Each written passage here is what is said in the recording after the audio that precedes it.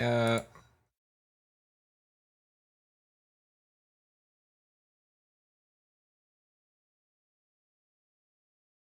so I feel like the stream is online, but delay. I'm not used to this, so I don't know if you guys can not now.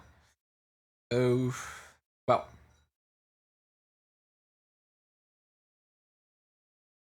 I'm going to just watch a random game, I guess. None of these names really. Okay, so maybe what I should do is actually stream snipe Beyond the Summit and see what they are actually broadcasting, because they know what the best games are. They're very smart. I'm not smart as they are.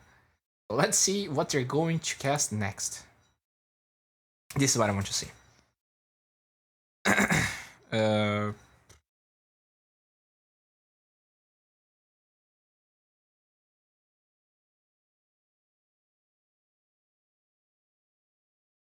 uh, this is so weird. I mean, not knowing when the stream started streaming, even though it says it's streaming here. Well, I'm just waiting for them to change the game, guys. So don't worry. The game ended now, so you can see that I was actually making something very bad, even though I had no idea I was doing it. They had like 8 minutes delay. I added 7 minutes now, so we should be fine. So let's see which games they're going to go for. But this was Buhal versus Bean Bean's victory.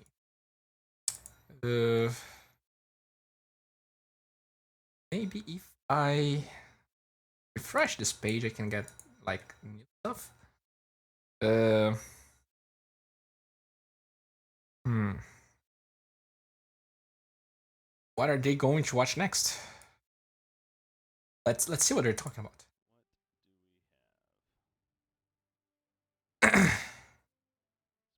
Sorry. It just goes to show that the caliber of play is improving. Okay, so they. Up there, but so I'm looking through the games that are happening. None are really standing out again. See, it's not only me. It's not only me. It's very hard to find a decent game going on right now. Some of these team names as well. See? Hilarious. Okay, it's not my fault. I will put it. All right. Well, the bean match is getting set up at least, so the lobby's being created, and so maybe we are just gonna wait for that one to. Well, apparently there's gonna be another Beans game, so I'm gonna just cast some random shit while it doesn't start, because we have draft, we have all the jazz. It's gonna take a while. Let's go.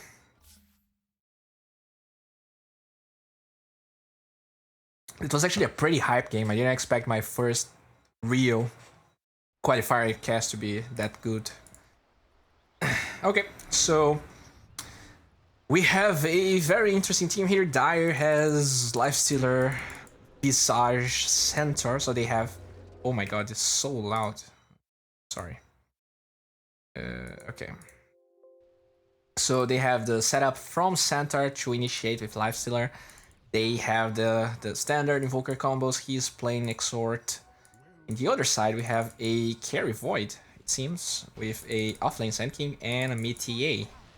They seem like they are winning by a decent margin. They have Aegis, so it's all about Dire defending. We see a huge initiation from Centaur. BKB popped by TA. Void is struggling a lot here. He has Aegis, so he's probably not wanting to commit cross here still.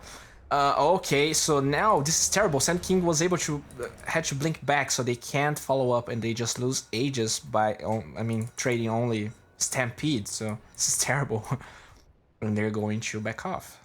So yeah, great defense from Dire, and we have pause. That's great. I love pauses. Who doesn't love pauses? Uh.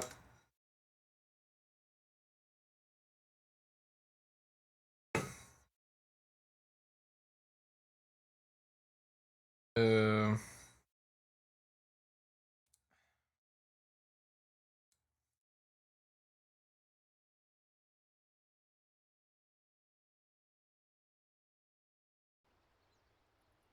I mean that's nice.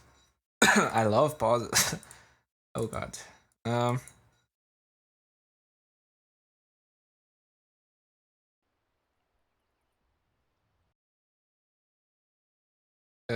Yeah, that's cool. That's great. Well, now that we're here, I just wanted to say something. If you're the type of person that dislikes energy drinks because they are too sweet for you, I'm gonna tell you something. And this is not because I want Monster to sponsor me, because I really do. But I mean, I usually buy Monster because they're like decent. Oh, okay, well, whatever. Okay, I'm gonna finish it. It's actually a decent energy drink. I mean, it's a little bit too sweet, but they have decent prices and it comes a decent amount of energy in the can. But I discovered the white Monster Energy, and he's like 0 calories or something like some shit like that, and it's really good. It's probably the best energy drink I ever drank in my life. I'm a pretty huge Red Bull fan. Okay, Void is that. So this is terrible. They have a lot of burst damage, and this build is not very good at dealing with that. Uh, he had power treads on agility, so that's kind of his fault. But it would be very close regardless.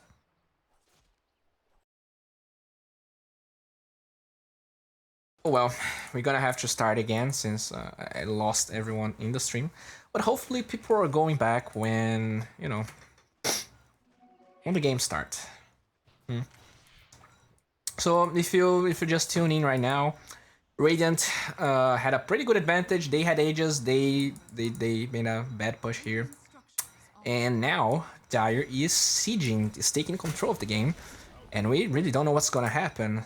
They actually still Radiant still has a pretty decent net worth advantage, but they don't have a lot of towers.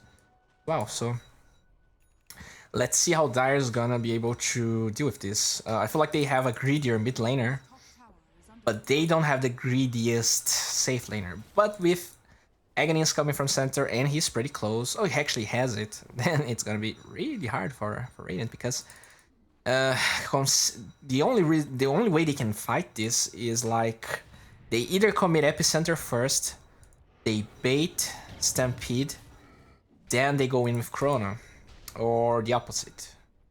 Because if they commit everything right away, this is going to own them so hard. And I'm not sure if they know, so maybe in the first fight they're not gonna play so intelligently, and this is gonna be tough for them. So yeah.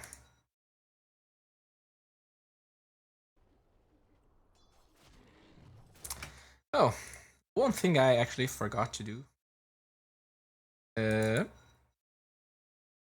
is actually turning my bot on. So yeah, guys, now you can, get your coins and check your ranks and stuff like that. If you don't know how to do it, you can type exclamation point rank or exclamation point points, and you can see how many points you have and stuff like that. Eventually, I will be making giveaways, but they're not Arcana giveaways because I'm gonna be streaming for a long time. But yeah, it feels like Dire doesn't feel very comfortable fighting outside their base. And one of the problems is the Lifestealer loses a lot of farming time since he's inside center for so long. So yeah, he just lives here. He doesn't have a lot of farm. He's actually, let's take a look here. He's very low net worth. He has less net worth than center. So this is actually terrible. They do have a greedier hero, but he's very under farm in comparison to TA. So We're gonna have to see how things pans out here. I'm not really a big fan of this Voids build. I mean, they're very far ahead. Okay, so maybe he just wants to farm, and then it's great. But if Dire goes on them, he doesn't have BKB, he doesn't have a lot of HP, and we saw him getting bursted down by only Centaur, Invoker, and I guess the Visage Birds. This TA is ridiculously farmed. She is gonna have a Deadloose soon. And she actually cancels her TP. She wasn't TPing. I don't know what's going on.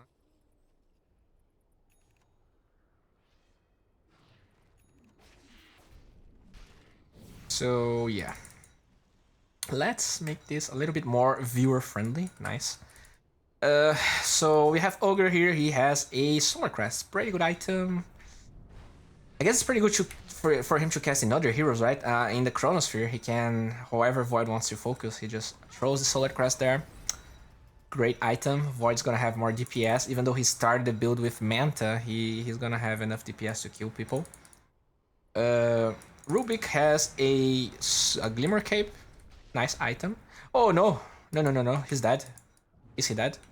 What? I guess he was feeling... Oh no, this Courier. No.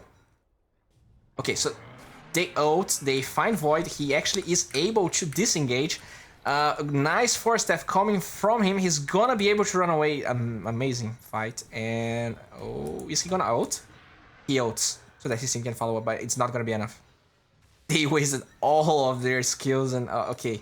He now commits Arctic Burn. Is it enough? And he just uses... Okay. Nice. So I don't feel like he needed to use Chronosphere there, but Dire committed so many ults that I feel like he wasn't feeling so afraid. Can TA kill him? Oh, nice. Amazing. Great coordination. And he didn't have enough time to go in this. They didn't have a gem, so maybe the best play was going invisible. But...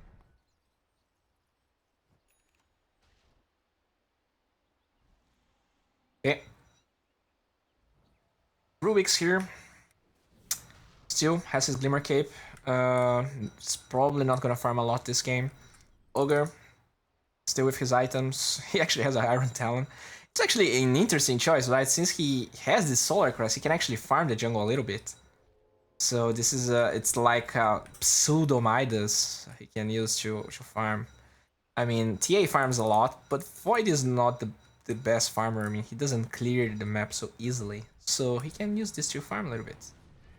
Interesting decision. I'm not sure when he went for this, but interesting decision regardless.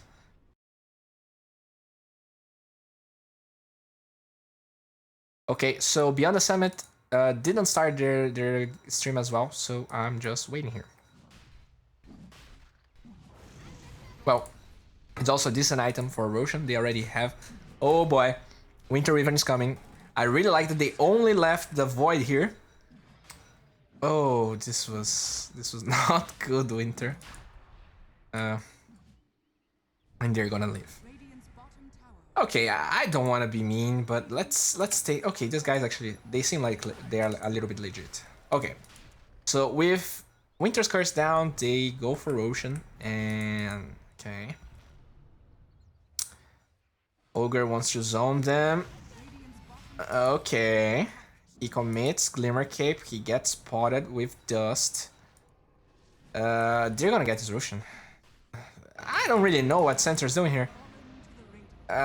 This is not the play. This is really not the play. I mean, they should either...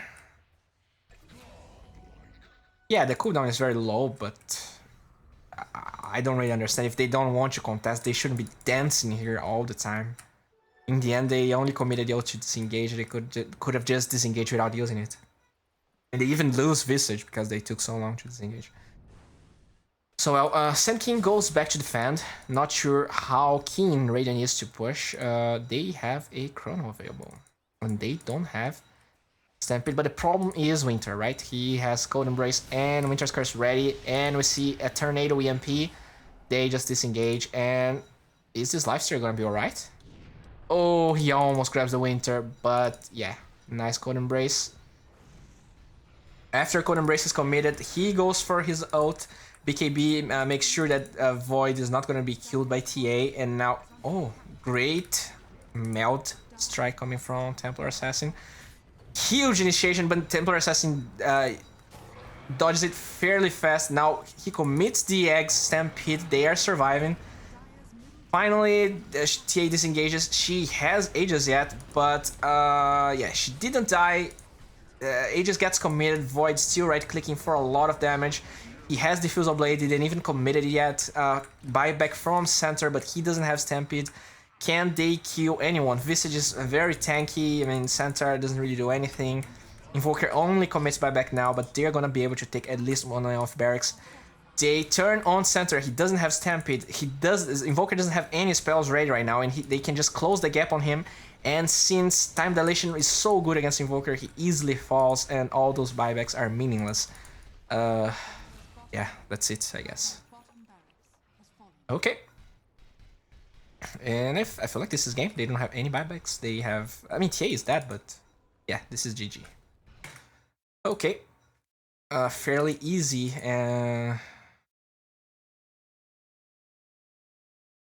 Any known players in this game? Well, I don't know if they're very known, but they seem like decent. And what you're talking about news of Ed Finan news? Ed Finan departs with their Dota 2 squad? What? What? Okay. But I'm not sure if I understand this. Did there stop? I'm not sure if I understand this. I'm not sure. Okay, let's look for another game, and then we can think more about this. So we have we have Midas here. That's cool. They're in the lobby yet. Nice. This is cool. I'm gonna change the name here. Or yeah, I have to change the name, right? This is not Sing Sing game anymore. Midas versus Puccini, whatever. Puccini, Wise. Is this a Peruvian team or a Italian team? What the... okay.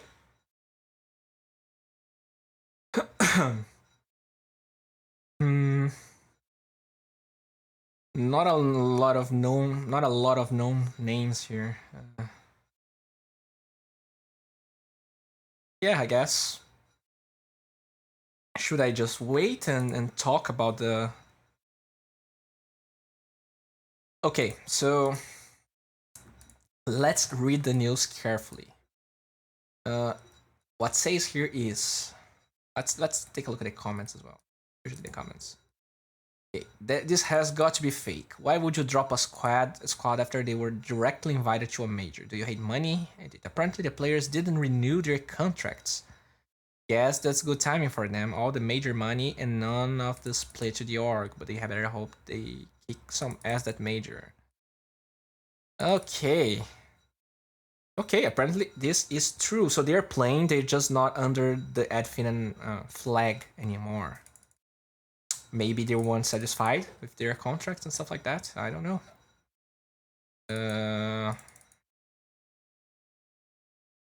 Okay. All right, so should I wait? What do you guys prefer? The problem is that you're gonna take so long to answer. I'm gonna write in chat. Do you prefer?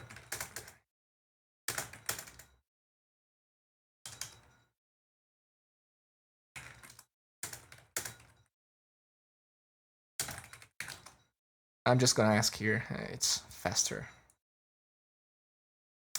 Okay, so they're casting something here. Let's see. Any threat that he's like, oh, I don't want to have to go up against that, and especially definitely does not need a tri lane, I would think. But since the Dire team decided to put a tri lane, an aggressive tri lane, with this farming I have no idea who these guys are. Oh, maybe this is Bean Boys. Maybe this is their second game. Let's refresh this page. They're still in the lobby. It's like Puccini is still in the lobby. This is gonna take a while. A lot of random names. There is a team wanted, but I'm pretty sure this is not the true team wanted. Well, yeah. So you currently have okay. So no one is really saying anything. I'm not sure if I should be watching the game or not. How it works, the giveaways? Well, you just stay in the chat. You get points for staying for an amount of time, and when I start a giveaway, if you were here, you have the chance of winning whatever it is I'm giving away. You buy raffles with the points you get by staying in the chat. This is how it works. Oh god, I don't know. I'm gonna go for Team Ukraine, whatever. Let's watch this. It's probably gonna be a dope game. I'm sure of it. Let's go.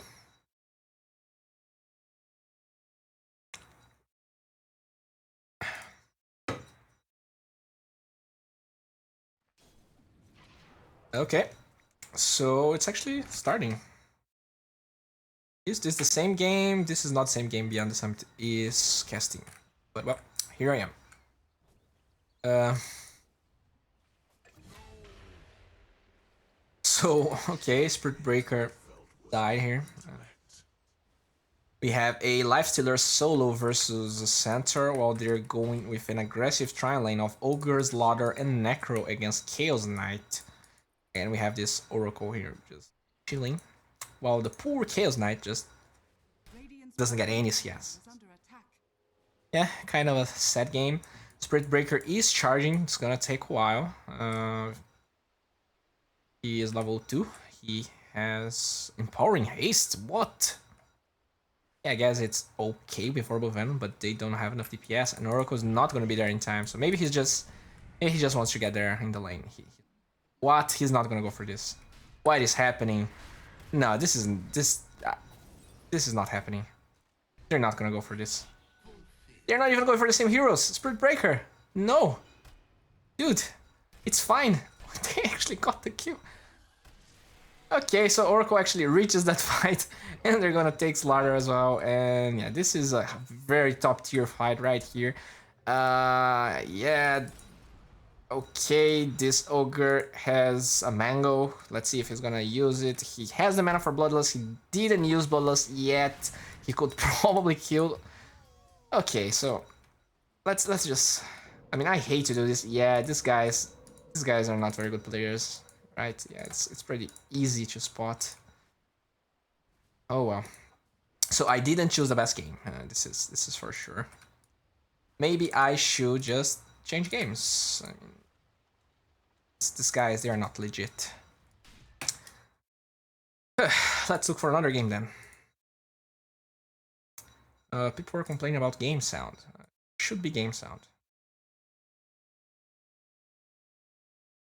Okay. So we still have the interesting games like not being cast or anything. Well, I'm not really sure what I should go for next. Let's go, I don't know.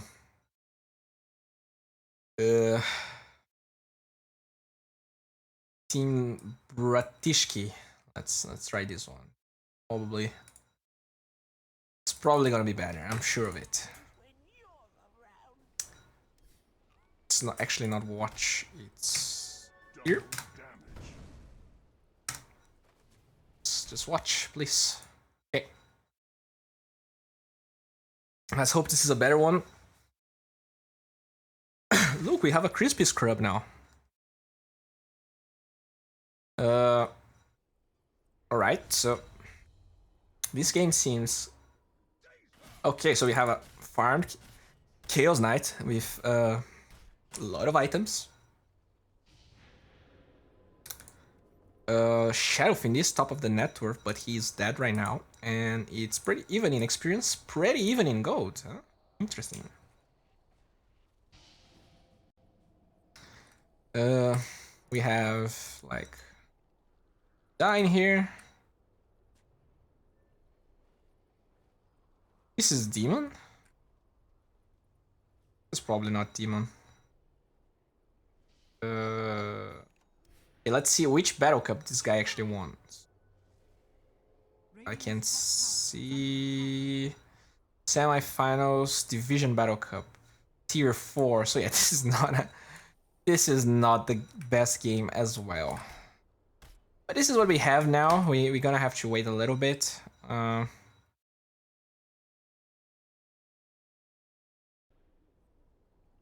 Let's see what's going to unfold.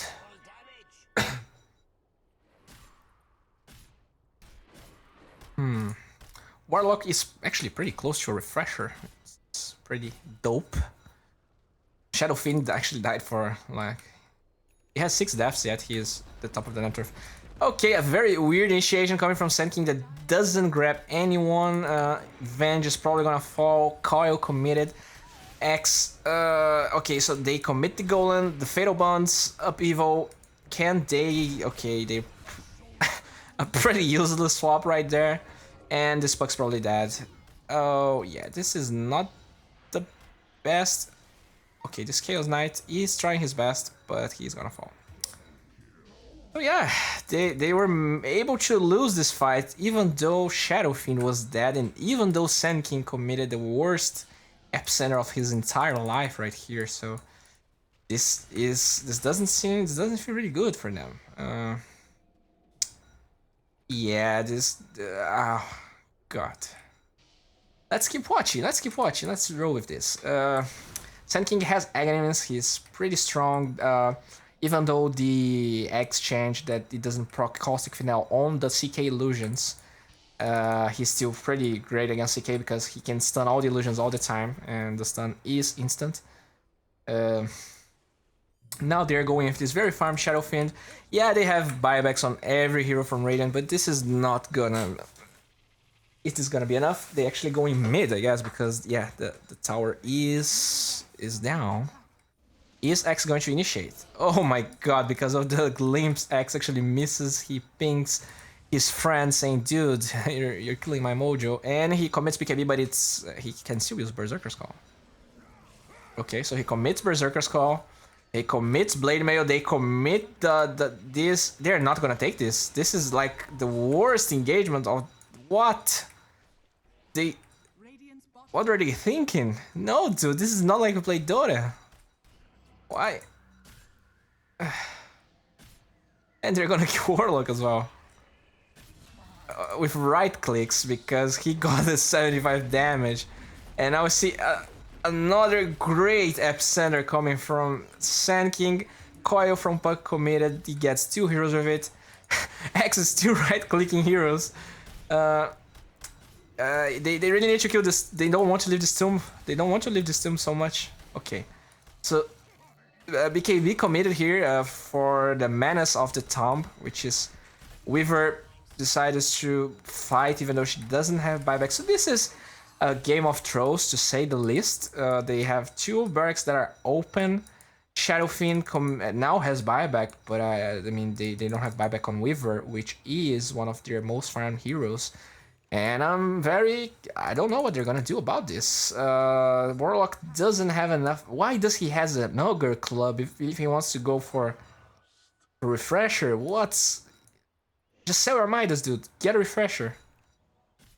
Okay, so they're not going to push. He's not going to be able to. Not going to be forced to commit. So this, but what is this?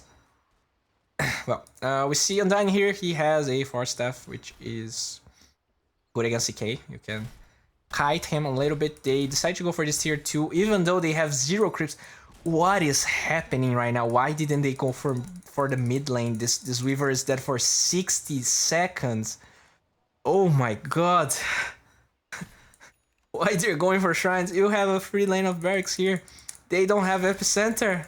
Yeah, I mean now they do, but they didn't had. Oh, well, okay. Roshan is not up. Why is it? Am I? I have fog from both teams. I don't know why it's like that. Okay. Um, Chaos Knight. I mean, Chaos Knight is very strong in the late game. Don't get me wrong, and he has a BKB, so if he plays his cards right, they can win. But this, they are not impressing me in respect to playing crispy Dota.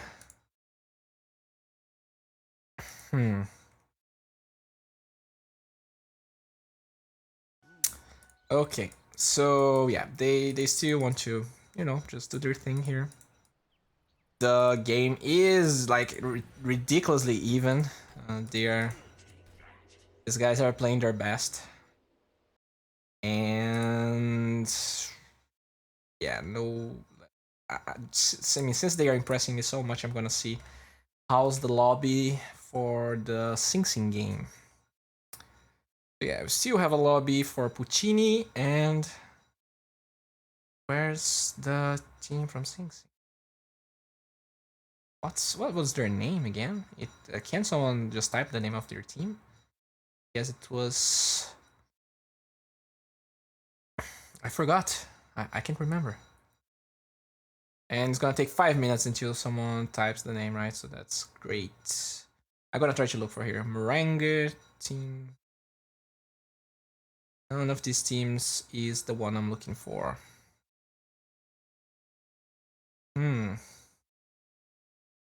Team Ukraine, Pokemon. Yeah, these games are going on for a long time. Well, yeah.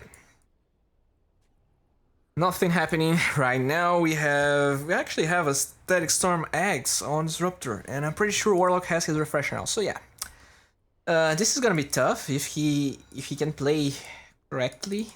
This can really. Oh no, our Twitch boy, the Great Sand King, just disconnected, and they paused. Oh nice. So I mean, this is probably a sign that I should just leave this game, right? Okay, so what's the name of Sing Sing's team? I really want to know.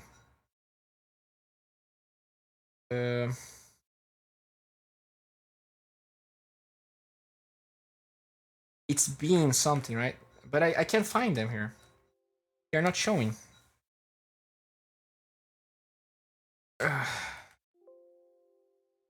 Beam. Where are them?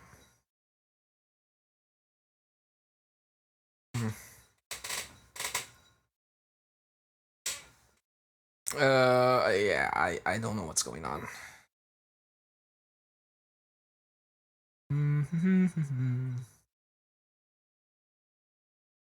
I can't find them.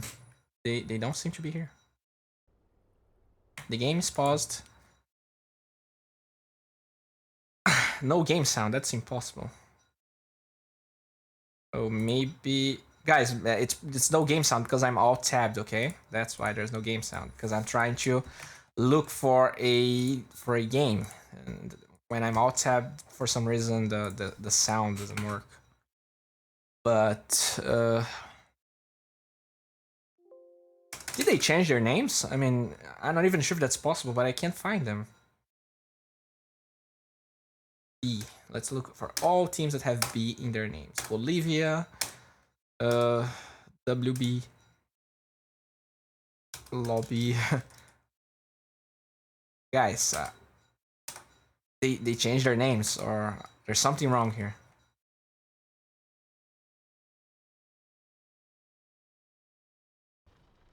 I really want to watch the game. I'm even going to leave this and see if I can find it. But I mean, I really didn't want to be a jerk and all that. But this system is not the best system. I feel like I don't know how you could change this to be better, but if at least you can see how which players are in those teams, you know, because when I click here, I can see an ID.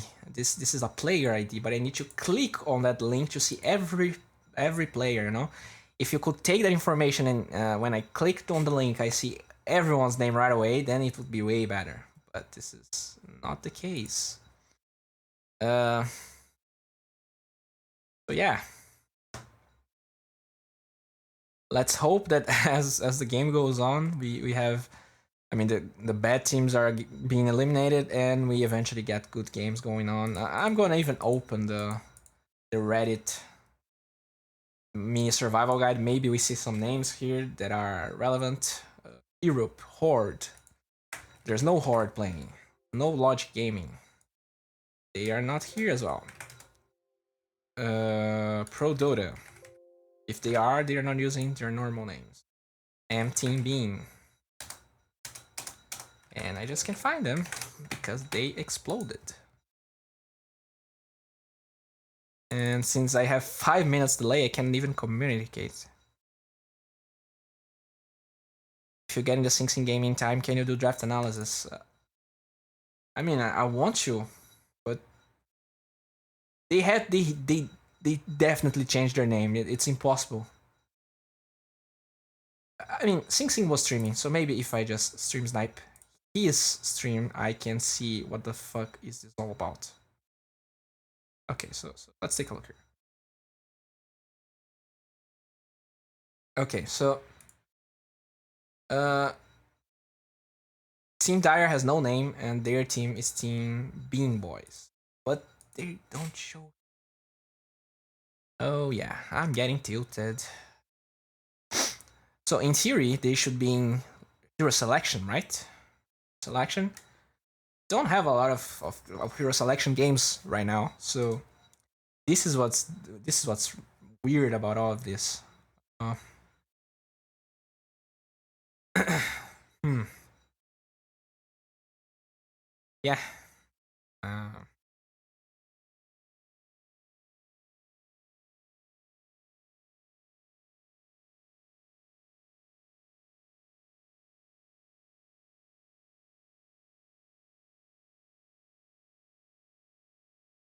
oh well.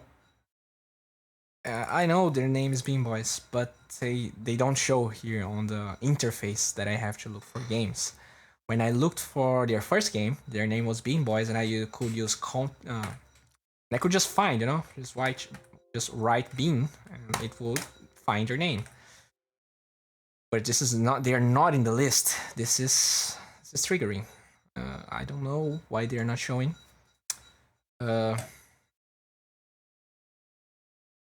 But maybe it's just a question of waiting the draft to be over. I'm watching here, and they're still like picking heroes, so maybe it has something to do with that. I don't know if they were being stream sniped in that game, so he just they asked the admins to like hide their game or something. But I'm not even sure if that's possible. So yeah. Uh,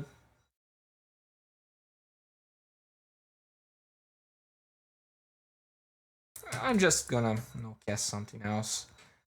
Wait a little bit, see if the game just shows for me because it's not showing. I already refreshed my browser thousands of times and it's still the same thing. It's kind of frustrating actually. Let's see. Let's see if I can make a. Okay, I'm gonna try to make some sort of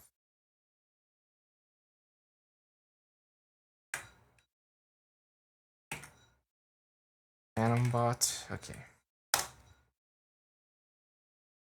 Let's see if I can make a pool so that you guys can choose whatever it is you're watching.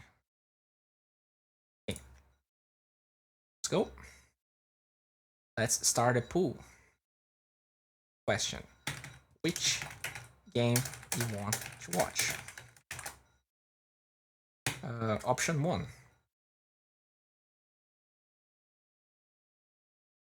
We have, I don't know, we only have great teams to choose from. We have Team Trummy versus Team Merengue. We have Team Teat.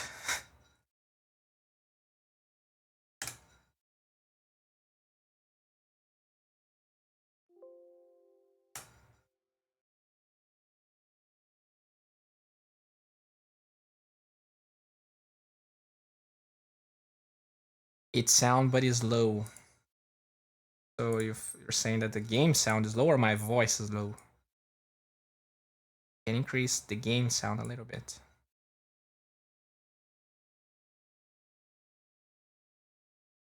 I was never that disappointed about something in my life. I'm gonna be completely honest here.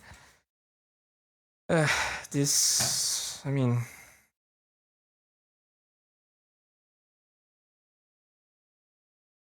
I can't find Sing Sing's game. Every other game seems like just random people. Whatever. Let's watch another. This is actually a Singapore game, so nice. Let's watch some Pinoys.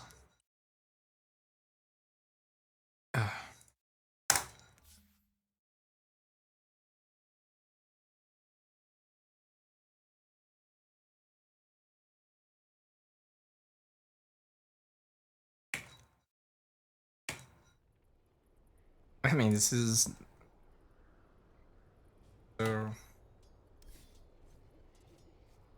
More 2K MMR players battling their hearts out.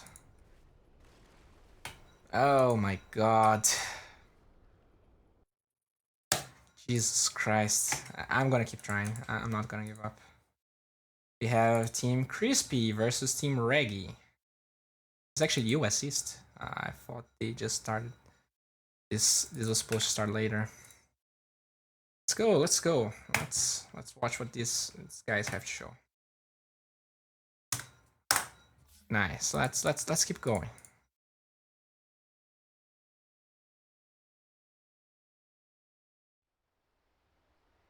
Can we find some decent games? So,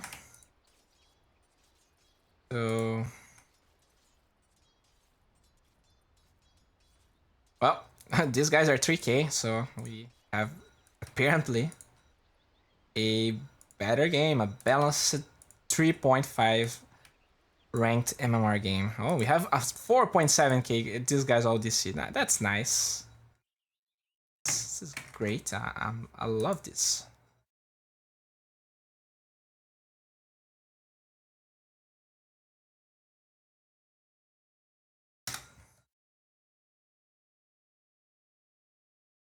Um. Oh, I'm clearly. This is just not working. There's just no good games to watch, and apparently the only game. Okay, so whoever is watching Sing Sing's game, what's the name of the other team? Do you guys know what's the name of the other team? Because maybe I can find the game through the other name. Maybe they really changed their name here. I don't know. Because they are not showing.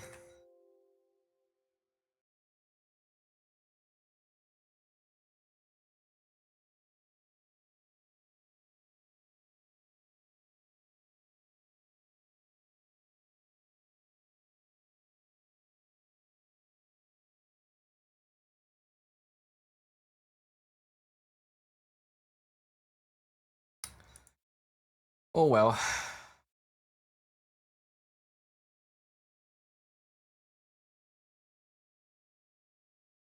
Um, let's just listen to the Beyond the Summit stream. Maybe we can find out what's the name of that. Yeah. I don't want to stay there forever. You don't have to stay there forever.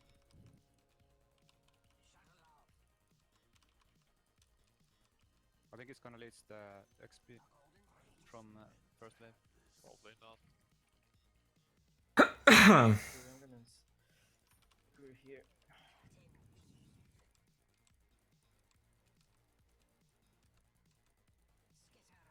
Is there any chance I was If he's not there, I'm gonna just go there. I was like banned from watching their game because I didn't have a lot of Yeah, I'm just gonna lead his XP. delay on. I'm pretty sure that's not possible, but I'll pull the smoke up then. oh well. First bit is missing.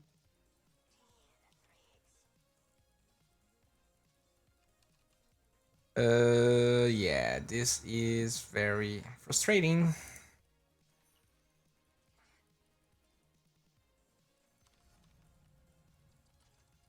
Guys, I really want to watch the Bean game, but for some reason their game is not showing here. No one knows what's the name of the other team, so I can look for the name of the other team. And maybe if I go to face it, that's the best option I have. I'm gonna go to face it here XP from It's not gonna face it. and take a look at the brackets. This is actually Europe, right? So we have Europe, we have brackets. Kinda a bit too many creeps. Let's see if I can find. Wave on this fucking Medusa. If someone comes and gets closer here, this guy can just die. Okay, so they're fighting against NA. Yeah, there's Okay. a right? Spirit behind you. He already won, apparently. These fucking noises. I'm gonna Oh. bet What's happening? Okay. So now they're against SIL. Small Apparently. creeps. I'll try to kill the creeps. Yeah, they're against a team that's called SIL. But they also don't show. There's a team on bottom. That's nice. It's pretty good. I'm He's gonna not smoke good. Hmm. I'm gonna let you know. He Gonna used the push it a south. bit. But I'm gonna harass him. Yeah. Get the land behind here or something. Maybe he'll get some low. And if he comes like here, you just astral him. Let's go. Yeah. I think he saw the smoke. Maybe. Hey, you might have So That's really this is kinda. I mean, I'm banging my head against the wall here. I discovered the name of the other team. None of those teams is showing here, and Can we dive it feels like this is it. Level 4. He has no mana, But we don't have creeps actually. Can I use chicken? I don't need Just Let's yeah, use it. a lot of games are actually updating now. Yeah, he has ward somewhere here. Okay, a lot of games are updating. spirit top. Maybe it was a problem. I'm TPing on shrine. Okay, I mean, like a lot of games are. Fuck top lane with that. There's something going on here. Like, Jesus Christ, a lot of games. Is this it? Is this the light at the end of the tunnel? Ooh. You can even kill this. Yeah, I'm also ulting. Dude, there's so many games I need my boots from the shrine. showing up right now. You know. Like, you guys have no idea. This guy. Ports are missing. Yeah, there's a Super shrine Smith, for Super me. Smith. Let's dive top. Silencer is mid. They're gonna use the shrine. With their trading silencer. This guy is alone now. 100%. I'm also ulting. So, yeah, I mean, it's still updating. No team being yet, but I mean, we have like 5,000 games that just were updated here.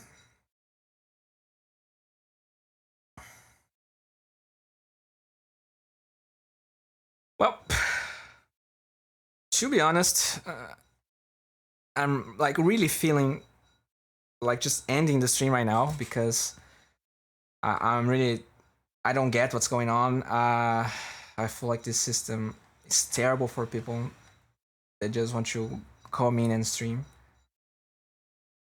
I can't find the game. All the other games are like really trash. Maybe tomorrow when there are just better teams playing, we got some better games. They seriously added like 100 games. None of these games are the Bean team. This is probably a bot issue. Maybe I could try to say something in the Face It Discord, but I'm pretty sure. Let's see.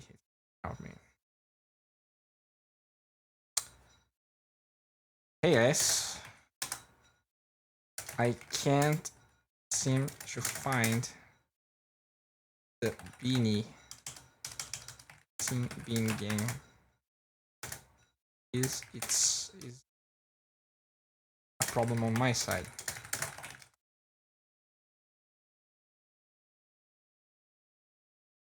Let's see if anyone can help me with this.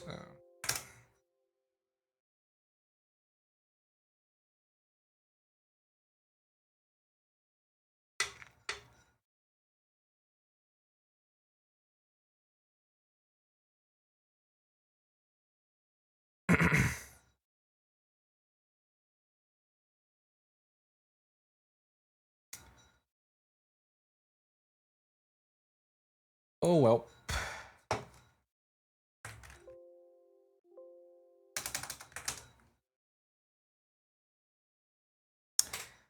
Yeah, I feel like I'm gonna end the stream right now, and hopefully tomorrow we have better games and just better system going on, because it just feels like I don't know, it feels like terrible. Maybe I'm actually gonna pause the stream and I'm gonna see what I'm gonna do from now on, okay?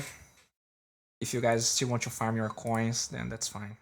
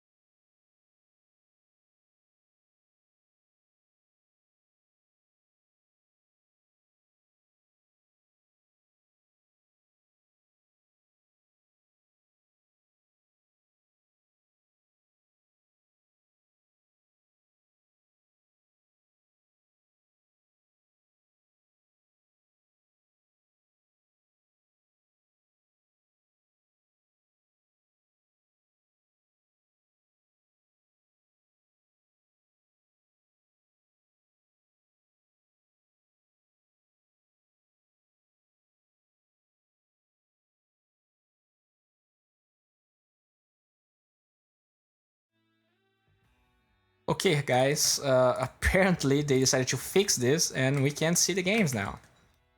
So, let's go.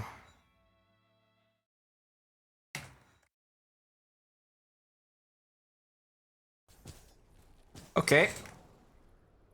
So, I actually have a lot of people spectating this.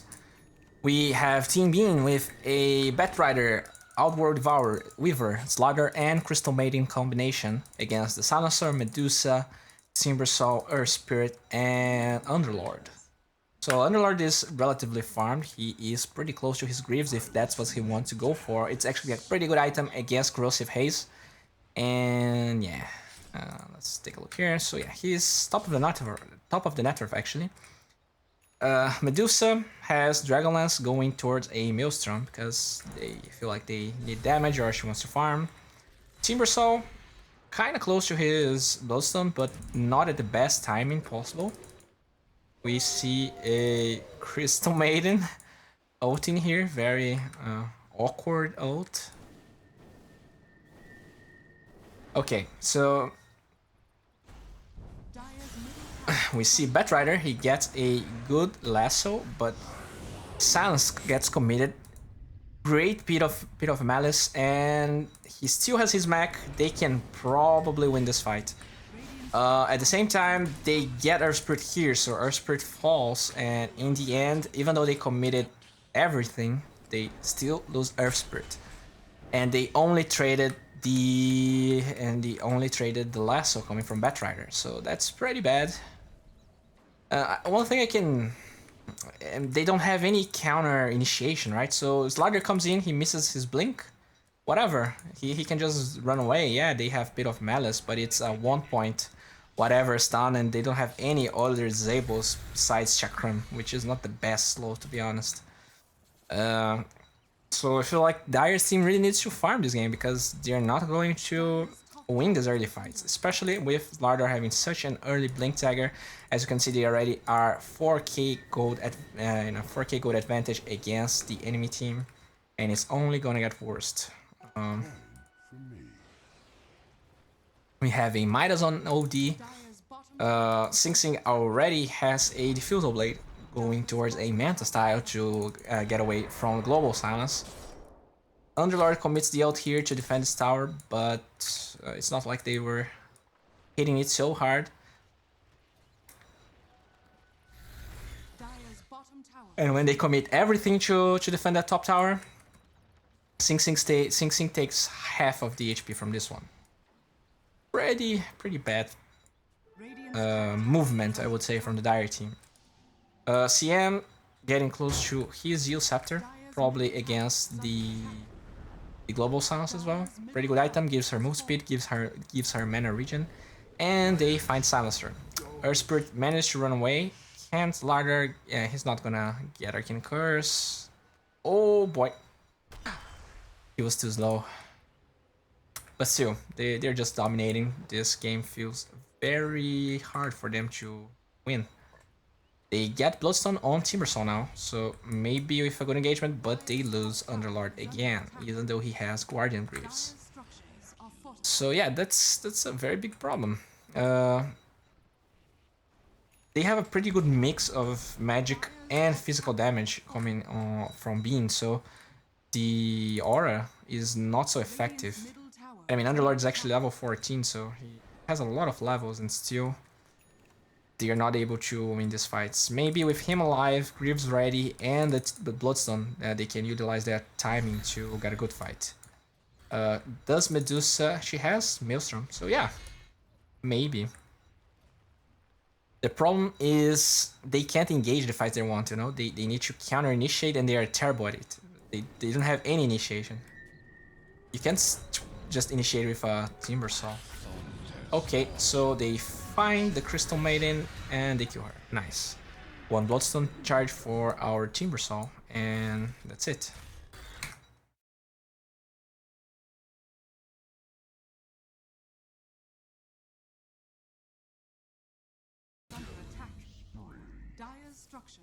Okay, so another kill for our OD. Cancel is owning this game.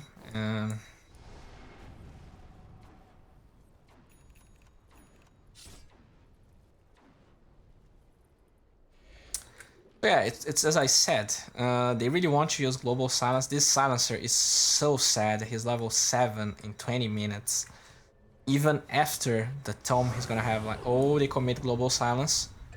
They don't save Medusa, she committed her ult.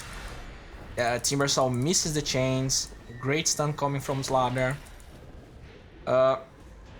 Okay, they are probably going to... it's enough regen. Okay, so they survive and they disengage. Nice shrine usage, even though they got the best fight possible in their shrine against everyone with Global Silence, they only managed to run away. Pretty sad. At least Timbersaw didn't lose any Bloodstone charges, but still I feel like he is not very happy with how things are turning out.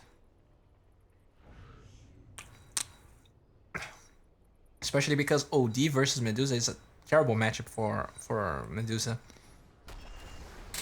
They find Underlord and he melts because, yeah. Oh, can he survive? Yeah, he's dead. And this is why... Oh, he's dead anyways. But the problem is Arcane Orb just owns Underlord. Just goes right through all the damage, damage reduction from Atrophy Aura.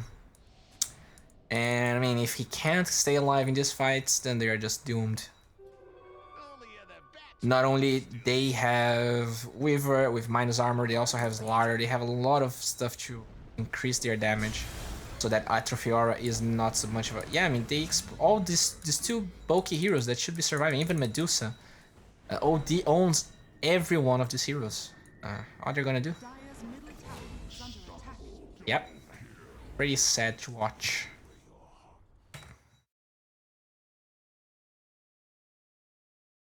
Sync 6 stack is Radiant, actually. They are destroying this other team, and yeah. Okay, great initiation from Zardar again. They explode Silencer before he's even able to pop Global Silence. It wasn't even ready. Timbersaw has to resort to the Shrine. Medusa just explodes, and it wasn't even enough time for Over Devour to get Stone Gazed. And they're gonna kill Timbersaw as well, so yeah. They're just completely outplaying the enemy team. Let's take a look here. I don't want to reveal their identities, but I feel like they're not the most skilled players. Yeah, they're probably a 4 to 5k stack. And they just win very easily. I feel like the draft is a big problem, to be honest, because yeah, they had a decent laning phase. They had farm in some heroes. Underlord wasn't that bad. But what can they do in an actual fight, you know? They initiate with Blink, Batrider, Blink, Larder, Weaver, and you're not going to attack any of those heroes with your Medusa, and they lose Lane of Barracks. Easy like that.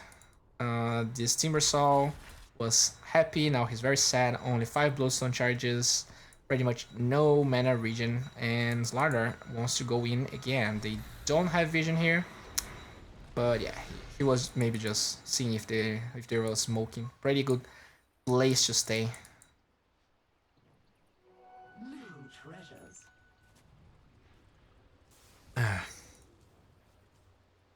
Okay, so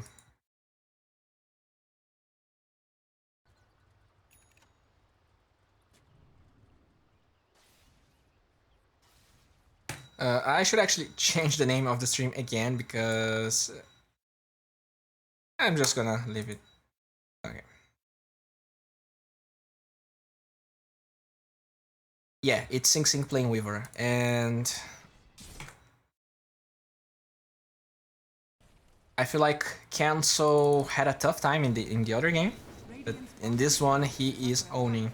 I mean, Invoker is not the hero that just wins his lanes. He usually gets by, or maybe he loses a little bit, but he's always, if his team is working with him, he's probably going to go back to the game. In this game, he really outplayed Medusa, which is expected, to be honest. To be honest, I'm not really sure. Mystic Snake can drain the mana from OD, so the matchup can go both ways, I guess. But Cancel is probably the best player, right? He is one of the highest MMRs in Europe, since he's back to Europe now after he left Complexity. So yeah, this poor Silencer just trying to farm creeps.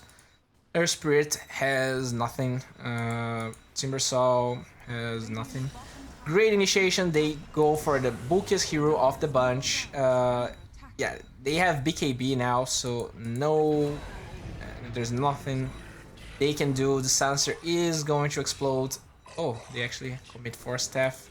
This is... whose Force Staff is this? It's Medusa. Actually, Medusa's Hurricane Pike. They finally go with an ult, but it definitely doesn't feel like it's enough. They Stone Gaze Medusa, OD. Can they burst? Okay. Maybe they can. GG. Okay, OD actually blinks away and they lose everyone. Pretty sad fight. Okay, OD died, but this is GG. Good game. Nice game coming from the Sing Sing stack. Let's take a look in the next games. Let's see what's going on.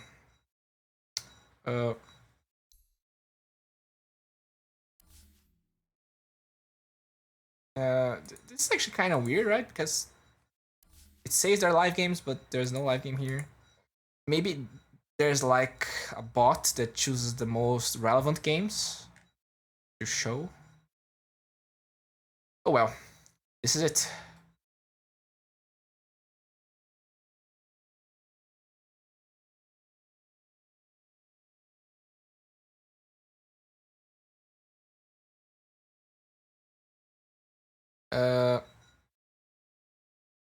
Okay, so let's take a look at the next games that are here for me to pick from.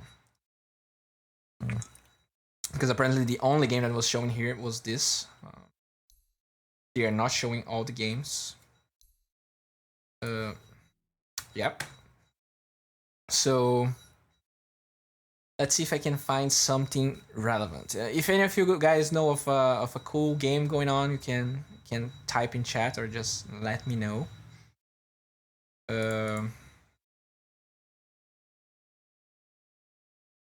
Yes, Metro is actually a very greedy draft. It's actually greedy and not even synergistic, right? Because sometimes you can go greedy, and if things work out as expected, you can win the game. But not what happened. So we have tons of games here. We have TD Panda.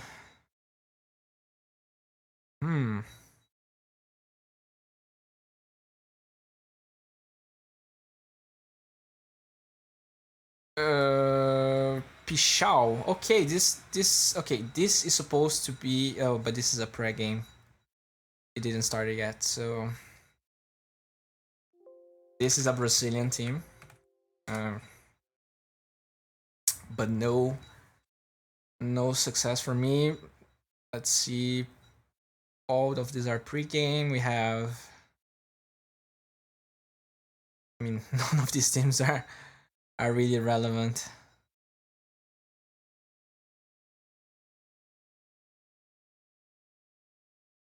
I mean, face it. These teams change a lot, right? But it would be cool if, I don't know, teams that play a lot of face it games, the players in the teams get kind of like points, and then when you go to cast something like we have 100 games here, they could sort those games by relevancy, right? If this dude already played 15 qualifiers, maybe he's actually a decent player, and then you have some way of finding the most relevant games to cast. Because I mean, I'm okay with everyone having a chance to play the major qualifiers, but who wants to cast Team Carleone versus Team Kui? Who are those guys?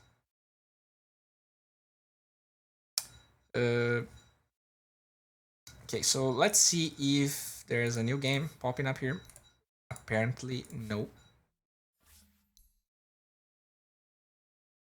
I mean, I guess I'm just gonna mimic what Beyond the Summit is doing. When there's no good teams playing, they just pause the stream for a little bit, because it feels to me that it's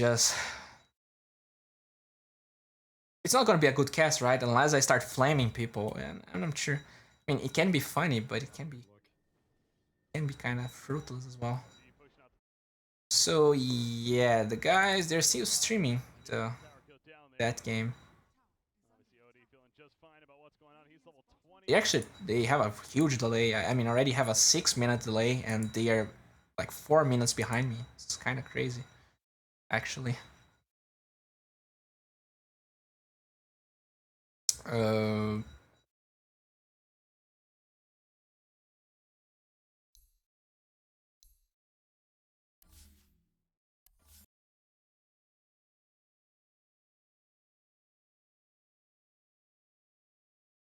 Okay, I feel like This is actually a team of people I know. I'm gonna open this game just to be sure. Let's take a look. This is Team Autismo versus Morangue. This is actually in Brazil. And there's a close friend of mine that plays for Team Autism. Is he? This is probably him? I don't know. He has so many accounts. Well, this feels like a decent game to watch. Let's see.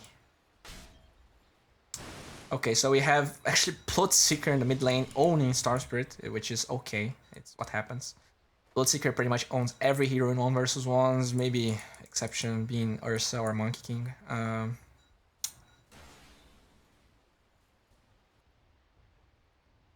So yeah, Storm is suffering a lot.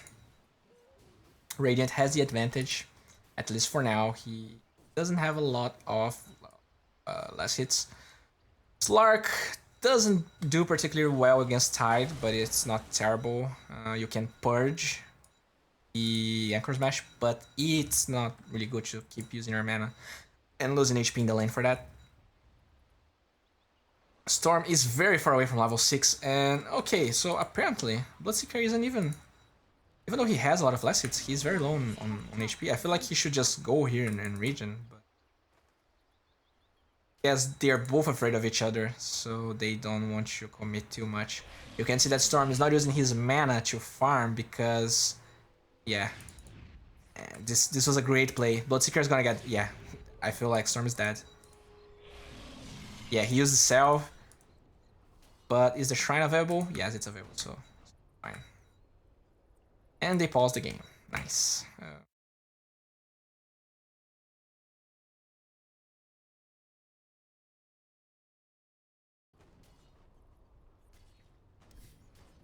I just want to make sure there's no... Yeah, apparently... There's no huge game going on, and they're going on Lion, but they manage to use Lift. Lion misses the stun, and Ursa is gonna be okay. We have a CM here, she is level 3, supports from the Dire are level 4 and level 3, so kinda... Oh boy. They are both very close. Oh, okay, so Bloodseeker... He's not gonna get the kill. So even though Bloodseeker is closer to level 6, with this, maybe Storm should be really hitting this range creep. Because then he could get level 6. Oh no, he's gonna die. He's gonna go for this range creep. He's not gonna go for the range creep. He's gonna try to kill him without the ult, and he's probably gonna succeed. Okay, well, this was easier than I expected. But yeah, this was kinda... This was not such a weird play, so maybe Storm... He didn't had a ward here since it's nighttime. He probably didn't saw it in time.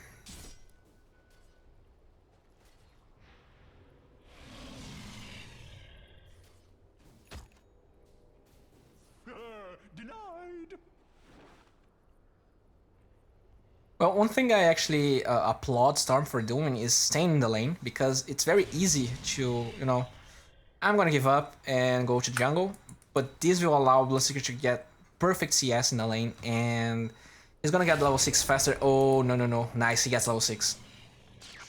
Oh, and he actually baits this Bloodseeker as much as he possibly can. He can get this kill. Nice. He waited as long as possible to zip in, even though he had level 6. Or maybe he was just learning his skill point, I don't know. Well played. I love seeing Storms play, just such a cool hero. This Slark is in a lot of trouble. Okay, he has hook. Yep. Okay. He's not in attack range. Oh boy, but even then he gets the kill. Nice. Pudge was very well positioned. He was like here.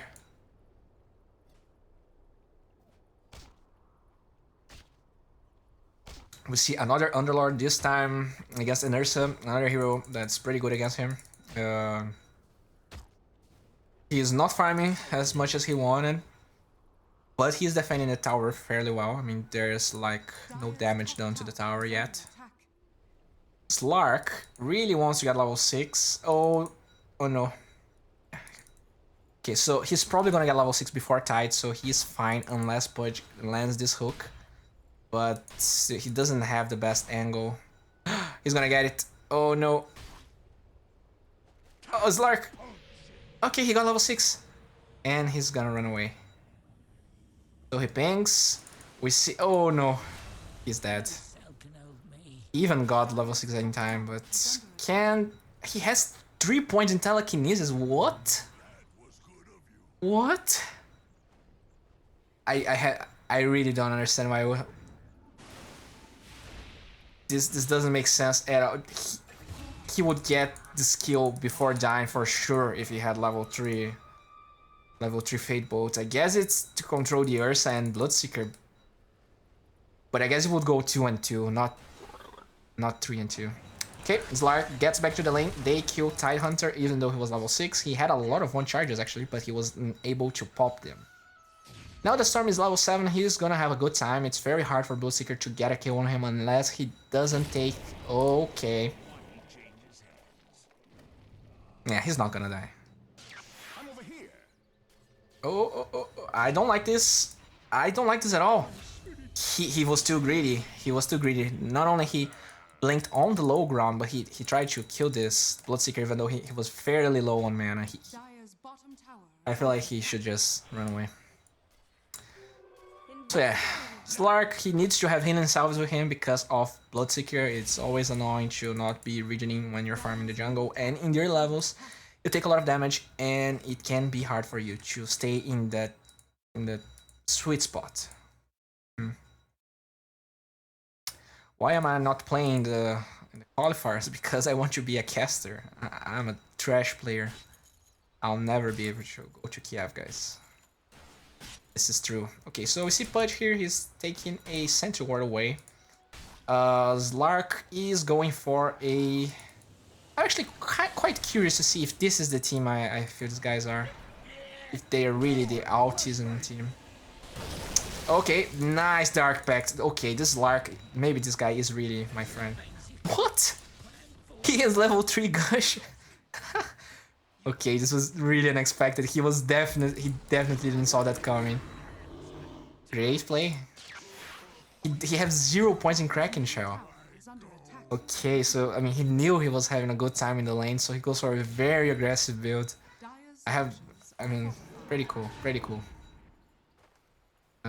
Can they kill this Ursa? He doesn't have ult. Okay. Pudge. Oh no, he has hook. He's dead. Oh, he doesn't have mana. Actually, he has mana. What? Okay. So, we get a great trade, and while all of that was happening, Bloodseeker was only taking the tower, so... Great trade for Storm Spirit. He's gonna have a fairly fast Bloodstorm, especially if he goes for the Arcane Boots build instead of the Treads build. And in this game, this is a fairly good Storm game, with the exception of Crystal Maiden, which he can... I mean, you can see that Crystal Maiden is maxing Frostbite only to deal with Storm. But even then, if Storm is farmed enough, he can always explode CM before she's able to cast anything. Okay. So he steals Blood Rage, which is not good. He's gonna die.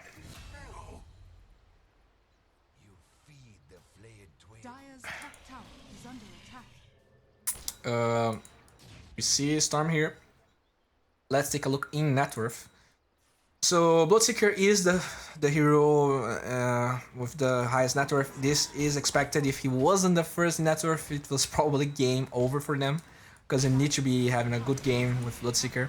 He's not a hero you want to be playing from behind. But Storm Spirit is in second, so I mean, Bloodseeker had a great game, but he didn't shut Storm Spirit as much as he wanted. Storm is actually dealing fairly well with how things are going.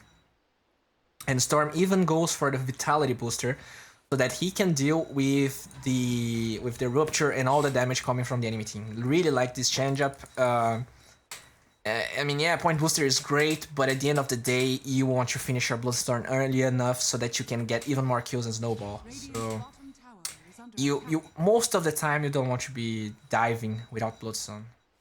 I mean, sometimes you do, but it's not that rare. So they have a very easy way to get Roshan, especially with the damage amplification coming from Bloodseeker and Ursa. So this is actually a pretty great combo because when Bloodseeker uses Blood Rage on someone, that person is going to do a lot of damage and take a little bit more. But with Ursa, he takes almost no damage, right? So you cast Blood Rage on the Ursa, he pops Enrage, and he's gonna do so much damage. It's gonna be really hard for any of the supports to deal with it. So maybe this is why he was maxing Telekinesis here, but he actually goes back to another point of 8 volt, so I'm not really sure what his intentions was. Great setup here on Bloodseeker. They are gonna get another Pit of Malice proc. A huge engagement. Is Underlord gonna fall down? We see Storm Spirit engaging. Great Frostbite. He's gonna get rooted. Can he survive? He's not gonna be able to survive, so they lose 3 heroes, only losing Crystal Maiden. Triple kill from Bloodseeker. They lose the Aegis, but this is definitely not enough. They're gonna lose their Slark as well. That is not even close to Shadow Blade. So great fight. They got Blink Dagger and they use it to the full potential. And well, I was saying that when Storm Spirit goes on CM, Frostbite is not good enough, but since she engaged after Storm Spirit jumped, great engagement. They had 3 seconds disable on him. Even with the yeah, this is a problem. I feel like he should have Vitality Booster on him when going for that fight. Maybe even switching for the TP. I know you can use it to disengage, but he probably didn't survive because of that.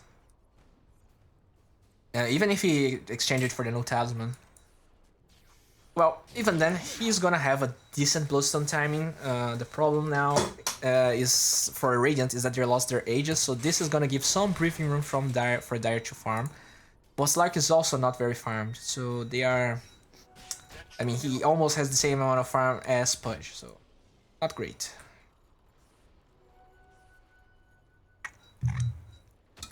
An interesting changeup is Storm Spirit going without talent. He got level 2 Electric Vortex to get more control for his team. Not really sure about it. I haven't seen a lot of people doing this, but this is probably their plan. They need more disable until Rubik can walk until them to follow up. And it's even good on Pit of Malice, because if he uses Electric Vortex on someone that is on Pit of Malice, he's gonna get another proc of the root, so it's... They have a lot of disables that synergize with Pit of Malice, which is good. Okay, they are engaging. Tide doesn't have Ravage, but they're gonna explode this Rubik before he's able to do anything. He steals Mid-Hook. It was not fast enough to steal. This Tide Hunter is gonna get Ravage soon, so they definitely want to disengage. Lion gets hooked. Terrible fight for Dire again. They even had a ward here. And this was actually no, they actually had a ward here, so that's what made them able to go for that very aggressive play. So yeah, Slark still a little bit far away from his Shadow Blade. Storm Spirit still needs a more levels, so they're probably gonna lose this tier 2 while they try to farm for those items. And this is not good. They are losing map control, and this combination with more levels of Blood Rage on Ursa, he is gonna be...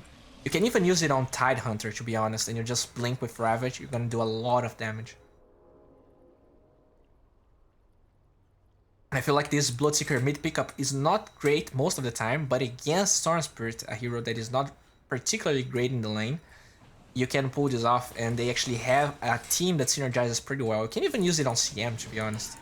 And when she ults, if she has a Glimmer cape, which is she is going for, she's gonna do so much damage.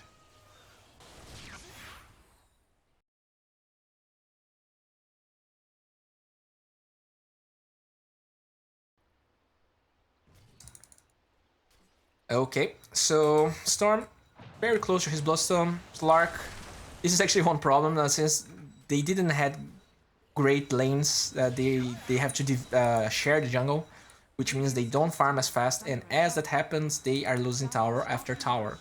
Roshan is going to take a little while, so maybe if they can get a good fight after this tower falls, maybe they can go back to this game, but the net worth is probably very Radiant favored because, yeah, no towers were taken, and this is not good. And I mean, the Underlord is forced to go for a Vanguard. because he feels like a Crimson Guard is gonna be more value for his team than... Oh, he gets hooked.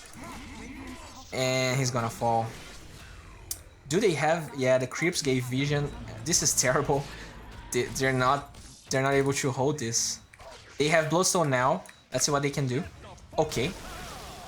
He gets Ravage, but they exploded Bloodseeker, which is good. They have Shadow Blade on Slark now, so they can go for CM, and this is probably going to be a good fight for them. They already spent Ravage, and this Storm is going to get a huge amount of Bloodstone charges. Oh, can they kill? So they get a lot of kills. So this is great. I mean, Storm Spirit wasn't having the best game of his life. Oh, can he find him? Yeah, not enough. And now he pretty much has one of the components from Orchid, or he can go Treads if he wants. And this is usually what you want to do. You don't want to engage without Bloodstone. When he engaged here, he felt like it was a good fight, but it was not. And now he has some Bloodstone charges to work with.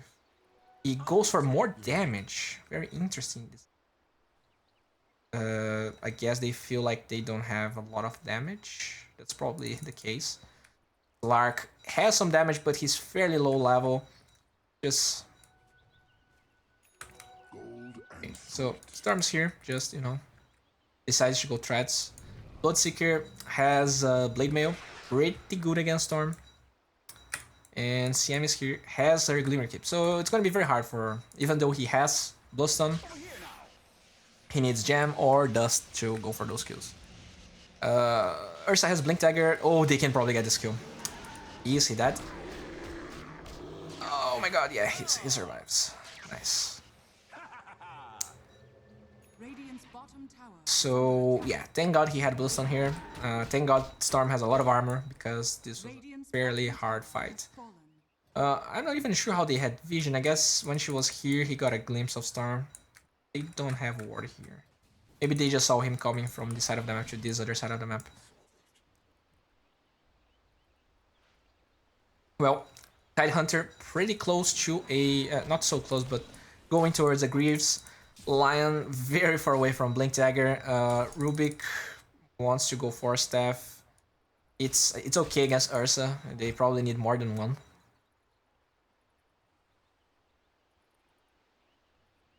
And yeah, this is kinda bad. Guys, I know I already made some... I was talking... It's not advertising, I was just saying how much I love this white monster. It's so good, I mean, seriously. If you don't like energy drinks because they're too sweet, just try this out. I don't get paid to talk about this energy drink, but I'm really surprised because Red Bull was my favorite energy drink, and this thing really surprised me. It's the Ultra Monster Energy. It's really good. The best by far, in my opinion. Going back to the game, guys. They probably won ages before they go in.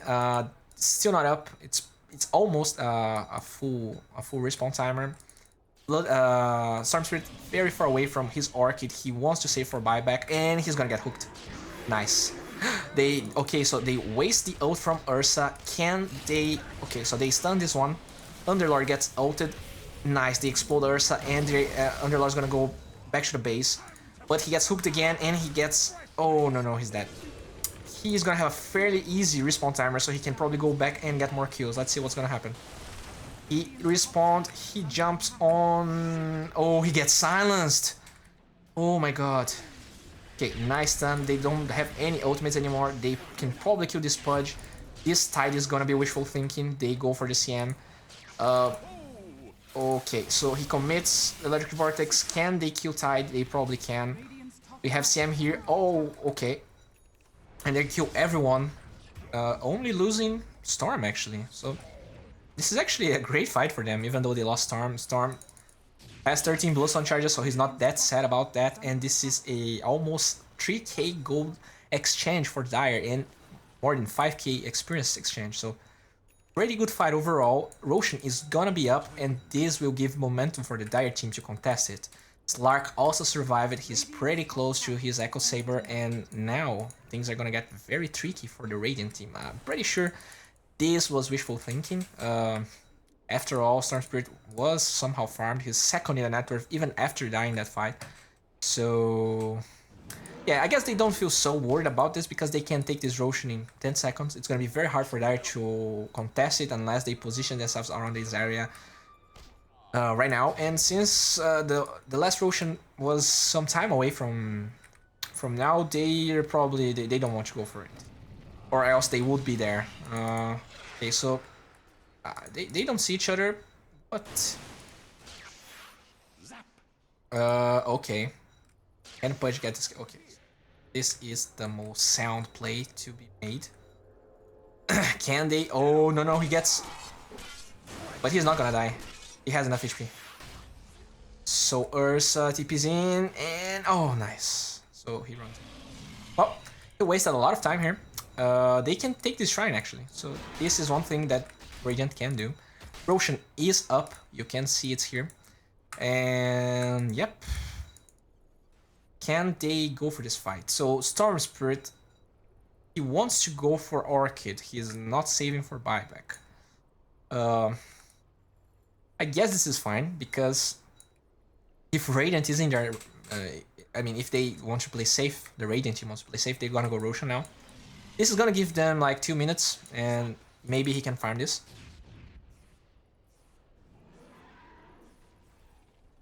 What he really wants to do is initiate a fight on Tide with Orchid, leave him alone while they go for the other heroes.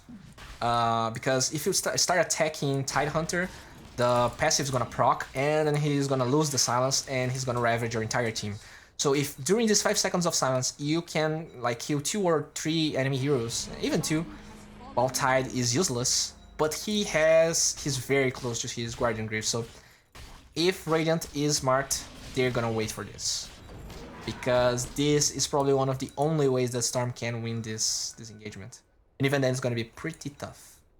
Slark has his Echo Saber now, going towards the BKB, but he's fairly away from it. I'm pretty sure he's not gonna have the item when Radiant goes for the push. Radiant is going for the tier 2, so it gives them more time.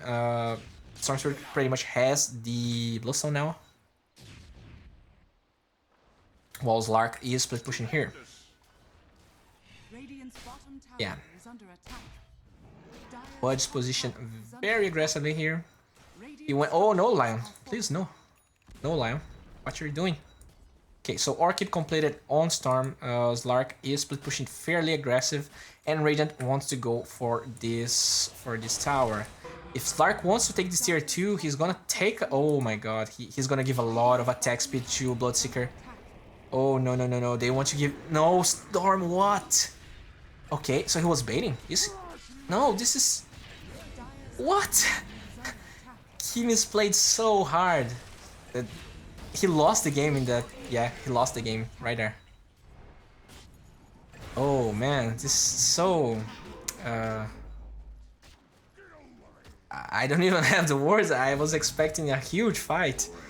He made everything... I mean, he was playing fairly well, and... Now he's dead.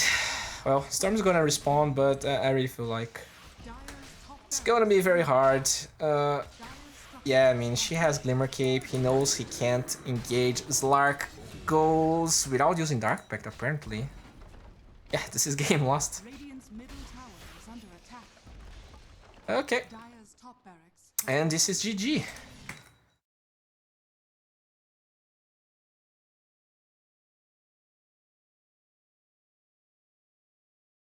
Right, so let's keep watching. Let's see if the client has some other games. Radiant versus Dire. Oh, so this is SVG. These are some known people. Choco Bro, whatever this guy is. But this game is we still have a short amount of time. So I'm gonna get some extra Monster energy drinks, guys, and I will be back in a second. Or this is probably an NA game because SVG. Pretty sure this guy is from. Okay. And yeah, I'll be right back.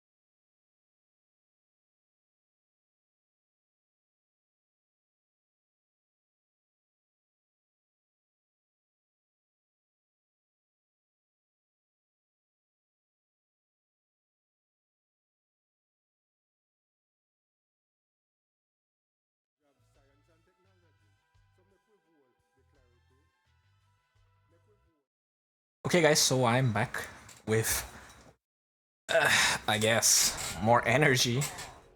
And what? This game, what? This game was starting in my client.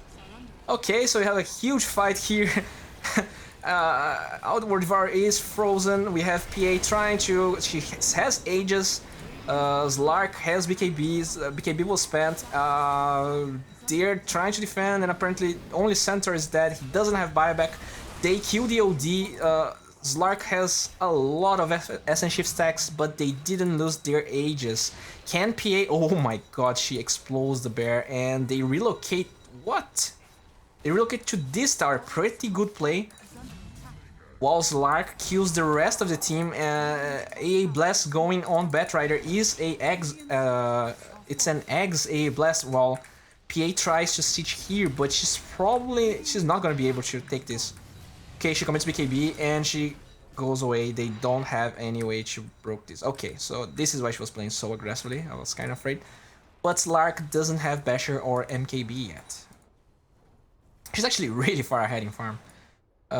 They have, let's take a look here in the net worth. It's 10k gold advantage in a 36 minutes game. This is okay. It's not unsurmountable for any means, by any means. And yeah, Batrider is here. Oh, Batrider, what the hell?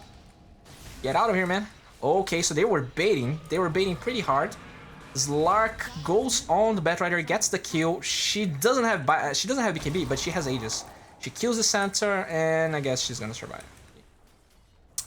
While Radiant tries to take this tower. So in the end, it looked like a favorable Radiant fight, but at the same time, they lost tier 3, which means that Dire can take their shrines, and at the same time, Dire didn't lose the Aegis. I don't know when they got that Aegis, so maybe they can go in again if they feel confident. Let's take a look here. Yeah. Okay, so reclaimed in 2 minutes. They need to go now if they want to. Okay, so they took this lane of barracks. So in the end, this net worth advantage is fairly low, to be honest. Considering they took pretty much all the buildings. They still have 1 tier 2 and shrines. And they also took... Oh, they didn't took their shrines. Only this one. So Centaur is here. They are positioning around this area. About items, we have a Pipe and Urn and Crimson Guard on IO. We have Shiva's Guard, Blink, Hurricane Pike and Midas, so this OD is getting a lot of farm because of it. PA is going for a Butterfly to replace by the...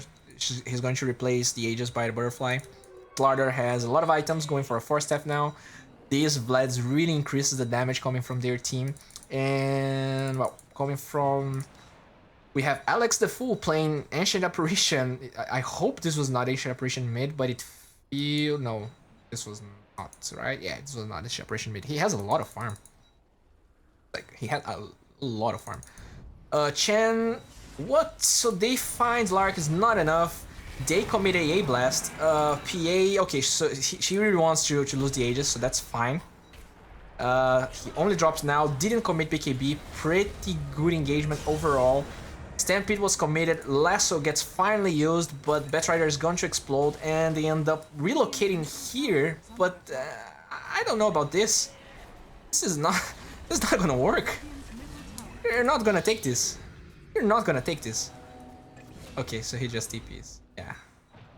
I'm not sure why they're approaching the fights like this.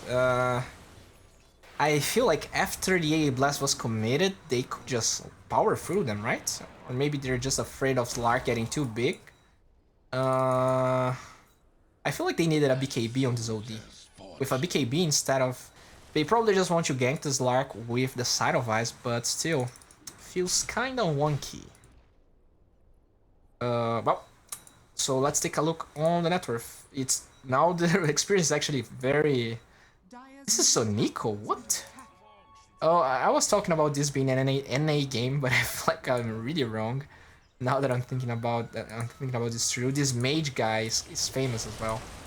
Okay, so you guys gonna forgive me. I'm not a pro player specialist. I only watch their games and stuff. So we have Lone Druid. He's second in an effort now with an MKB, which he's going to use to destroy PA from very far away. but he doesn't have a lot of armor, so PA can still explode him. One thing that I like about this butterfly pickup and that a lot of... Oh, we have a lasso here. He actually had to commit 4 steps before going in, but they're going to explode him, and they explode him before the egg stampede gets committed, but center has buyback, and yeah, he doesn't commit buyback. Can they kill? Yeah, she's gonna die. She has buyback, so she commits buyback, but center still has his buyback. Is okay, so he commits his, and he didn't even, he pops stampede. Okay, so in the end, they trade Center's buyback for PA. Great trade for Radiant. And they actually relocate here. What? This was an illusion? No. Oh no. If they lose PA here, this is game. They can lose PA. Oh my god. Oh, Yayo. Oh man. Yep. This is terrible. Roshan's not up. But yeah, they're gonna die. Everyone's gonna die. Okay, they commit lasso on Slark. Slark commits buyback right away. This was a bait actually. Apparently they banned the Slarder, and when Dark Pact is over, Batrider engages with lasso. But even then, they have 94 seconds for this PA. They're probably going to lose at least 1 lane of barracks. They don't have Sanity's Eclipse. They don't have lasso, and they don't have DPS. To be honest, this PA is so much of their damage that I'm not sure how they're gonna deal with this. Okay, so they're just trying to annoy them, but... And they actually hold this. So it feels like they can hold this. Still 60 seconds for PA. Lone Druid is here, kind of disguised inside. Oh, great stun coming from Slaughter. But okay, great lasso. Can they kill him before he pops Stampede? Oh, they kill. Even though he pops it, they kill the Centaur. Ice Blast gets committed. Nice blink away from the Ice Blast. They ban the Chen. Okay, so OD actually has gold for BKB, but he wants to save for buyback. Is that it? And Slark is here, very slowed. Io, he's getting kited from everyone. He purges Corrosive Haze, and OD is going ham now. He has 36 stolen intelligence, and they are going to burst the hell out of that Slark, and somehow they end up holding, even though they lose this lane of barracks. But I feel like with Slark doesn't having buyback, neither Chan or Centaur, they can definitely go. They're gonna kill AA as well, and he doesn't have... They're already here. What am I talking about? They take... Okay, so... Great play. They did everything right. Not only they won this fight, and they held without pretty much spending any buybacks, I feel like. Let's take a look here. They only... Everyone has buybacks, with exception of PA that they use it later, so just a great fight coming from them. And they are... Okay, so they have 2 lanes of barracks now. They only have this one to take. Did they win this game? I mean... This is at least Mega Creeps, right? So...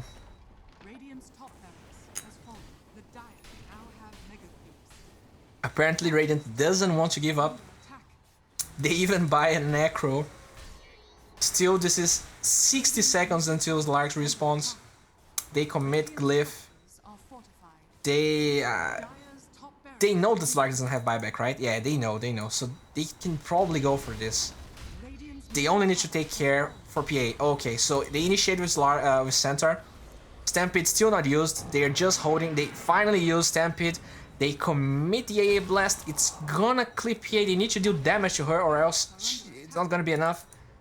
Io is reducing the damage she's taking, and they commit BKB on Lone Druid. Centaur goes in, but OD is just hammering everyone, and finally they destroy the PA because of the AA Aghanims, and they commit Lasso finally on AA, but she already committed the ult, but OD is just cleaving everyone.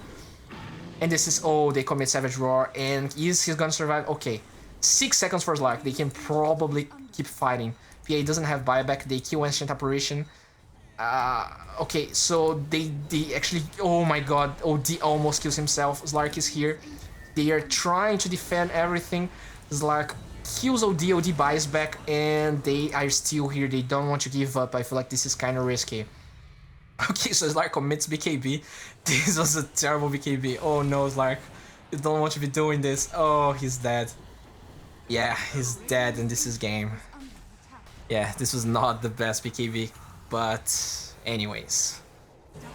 Great game. Very hype ending. I love this kind of stuff. So let's see if we have more games like this going on. I'm actually getting happy. I mean, finally having some decent games to watch. So, I mean, yeah, this game is completely bugged. I don't know why it's showing like that. Oh, no, what? Okay, so we have Burger Boys. Okay, this one seems to be the most hype one, but I feel like this is the game we just finished watching. Let's just confirm. Probably that game. Oh, actually, no. This is... I don't know who you guys are, but...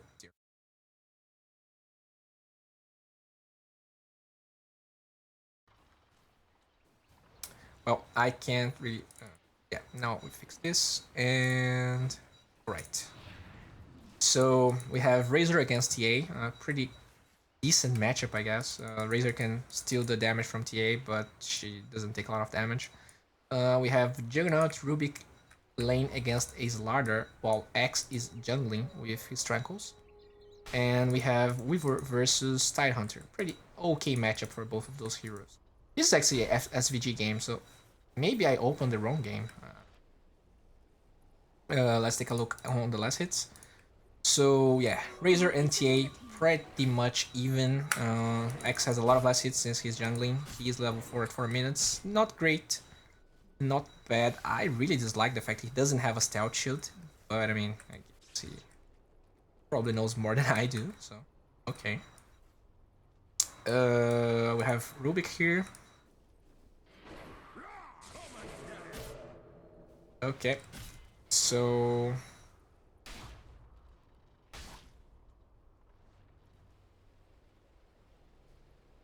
well, the game feels kinda even. Juggernaut is farming more the Weaver, but at the same time, they have a jungle axe here that's getting a lot of levels, even without stealth shield, which I find amusing. And yeah, this feels like this is the game for now on. Razor is using the shrine as he gets pounded by these Prowler's acolytes, and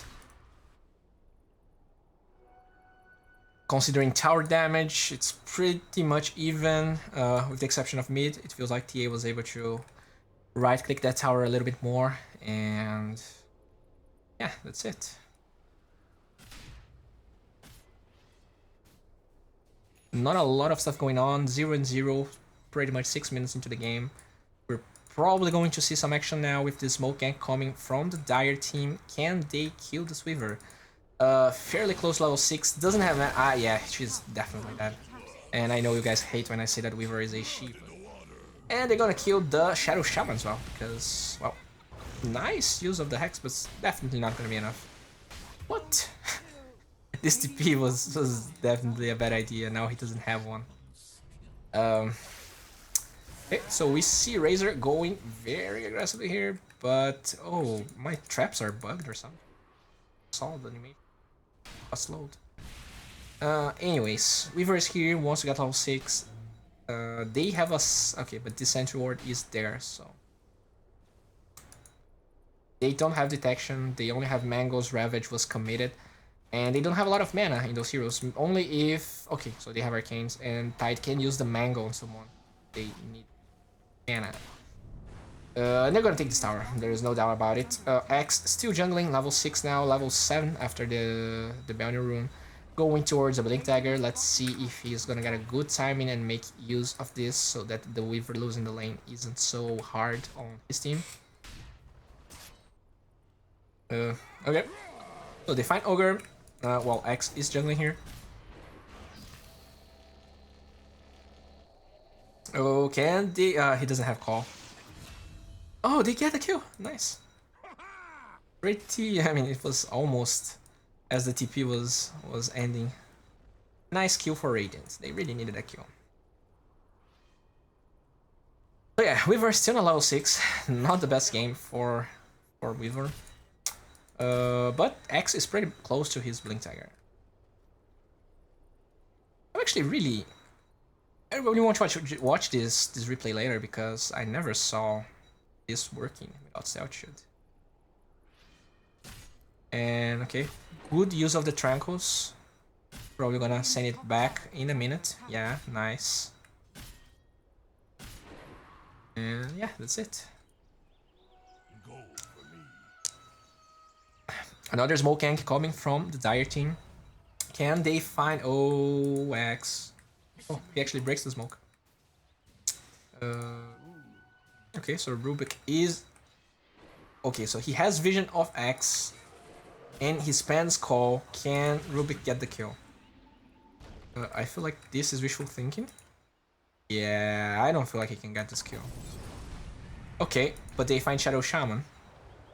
Oh, you're dead. You're so dead, Rubik. They're gonna get this Rubik. Nice. They're gonna heal in the shrine here. Or are they? Yeah.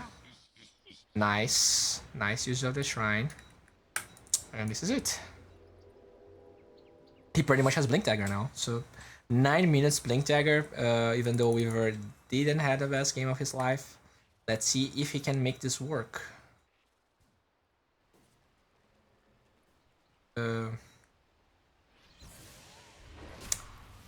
So yeah. Razor, a very different build. Usually we see Travels going first for and then they go for Dragonlance, but he decided to go Phase. Not really sure why, and we have a pause finally. Guys, I'm pretty sure this is not a pub. Yeah, I mean this is like in games in progress here, so this is not a pub, okay?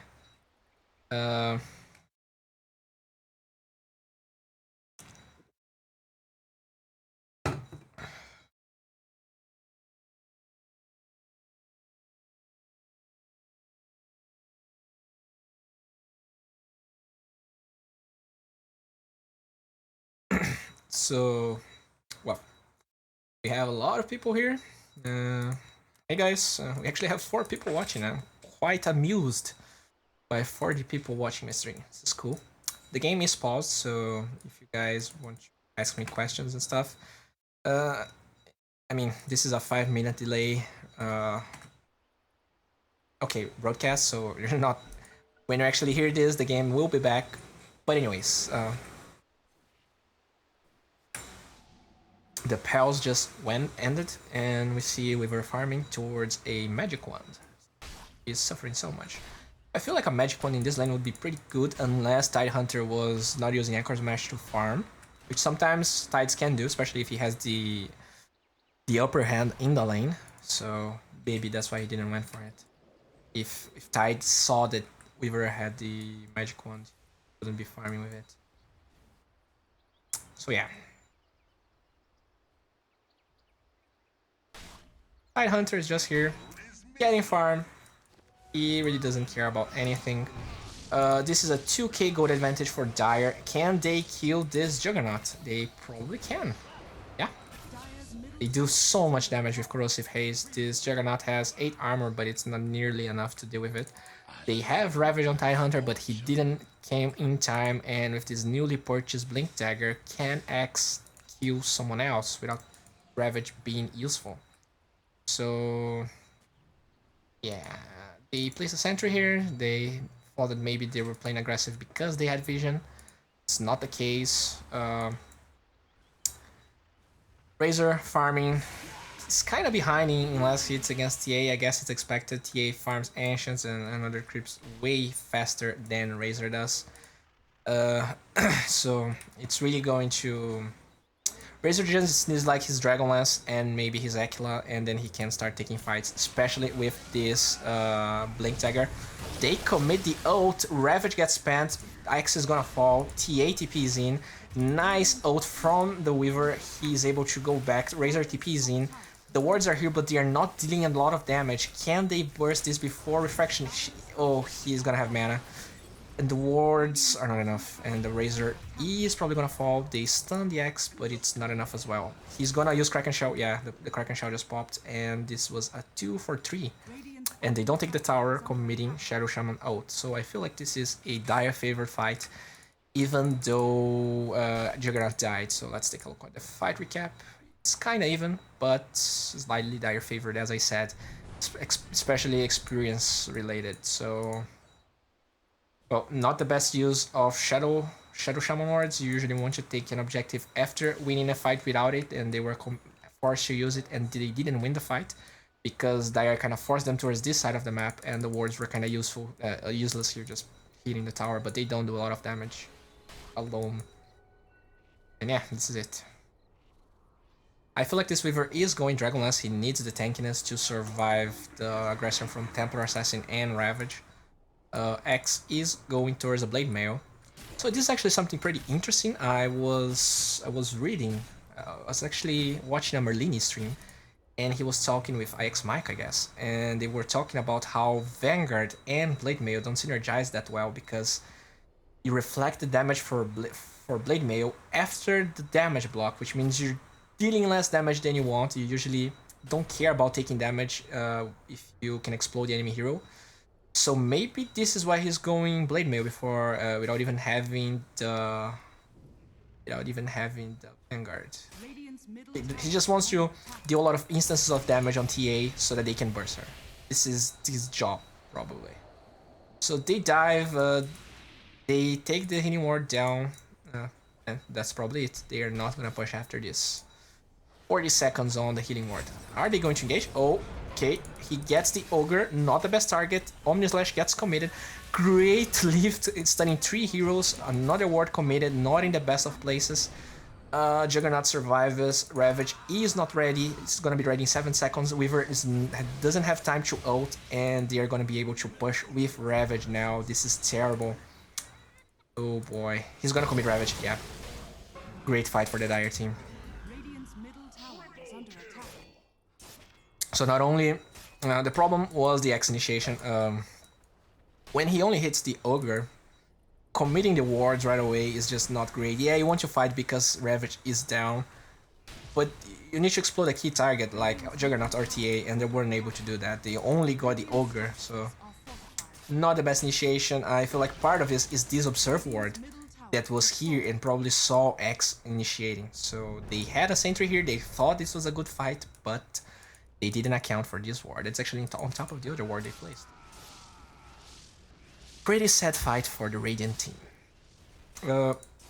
He still doesn't have Blade Mail. In fact, he's actually fairly behind on the item progression.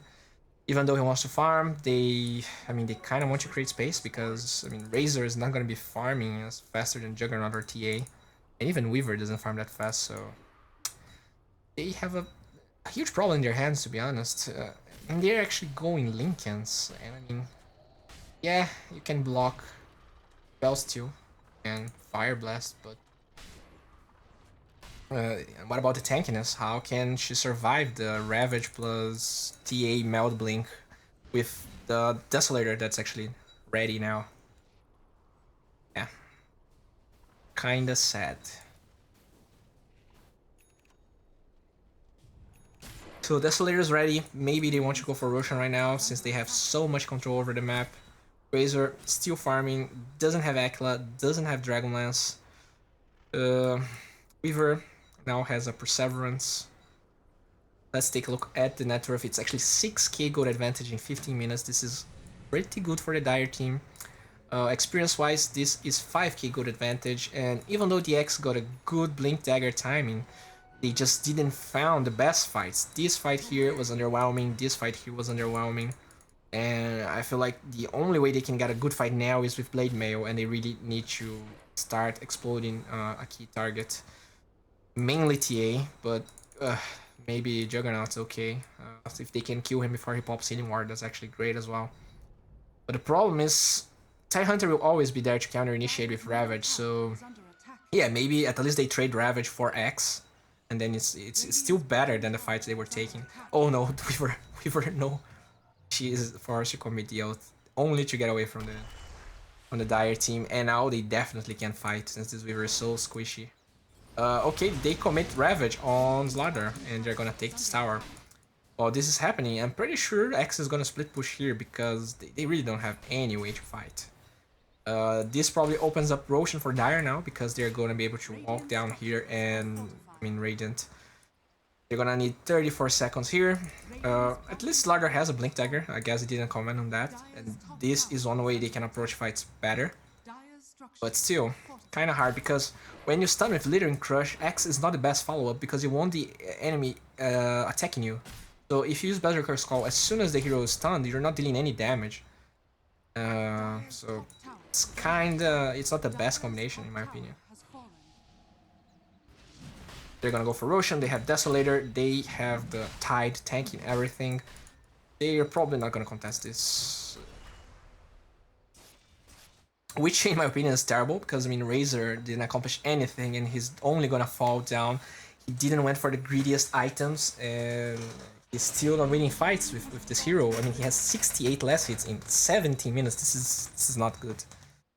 This is actually severely underwhelming. He's very far away from a Hurricane Pike to disengage from everyone. And he's just farming.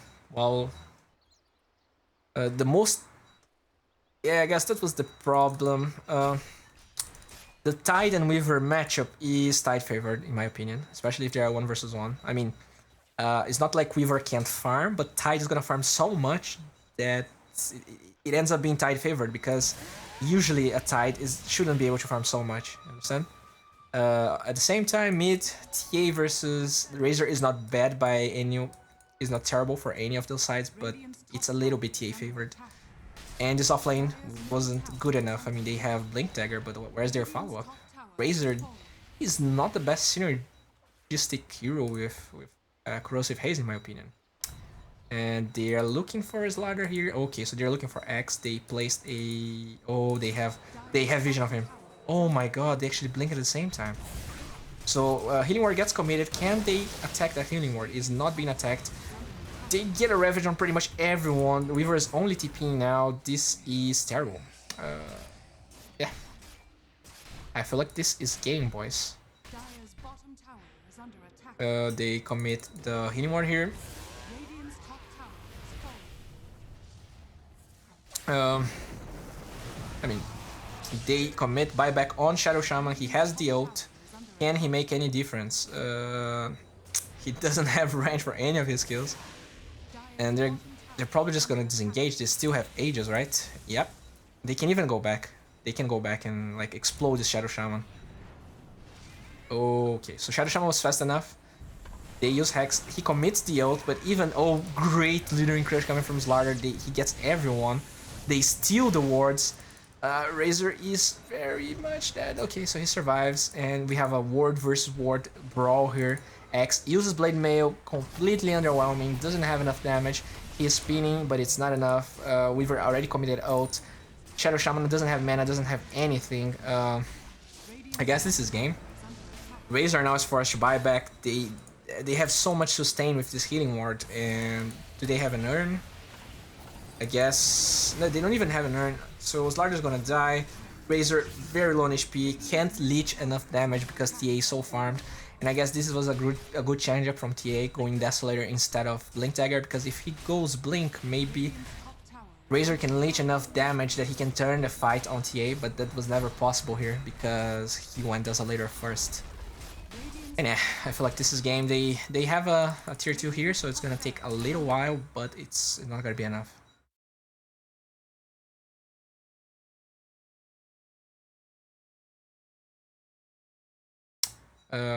Well, I was just reading the chat. Well, I feel like this game is over. We can go for another one. Let's take a look on what's going on. So we have Burger Boys here.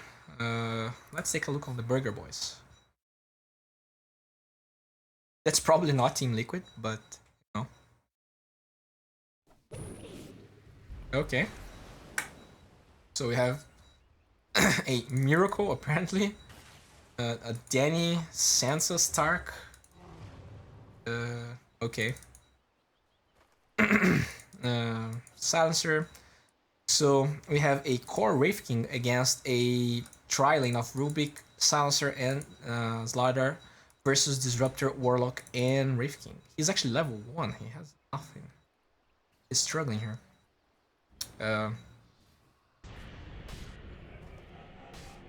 Is Wraith King dead? I guess not. Warlock doesn't have enough mana to give him sustain, and the supports are pretty much farming because there's nothing they can do. And I'm not really sure why he's so underleveled in comparison to other heroes. He probably had to go back to the base.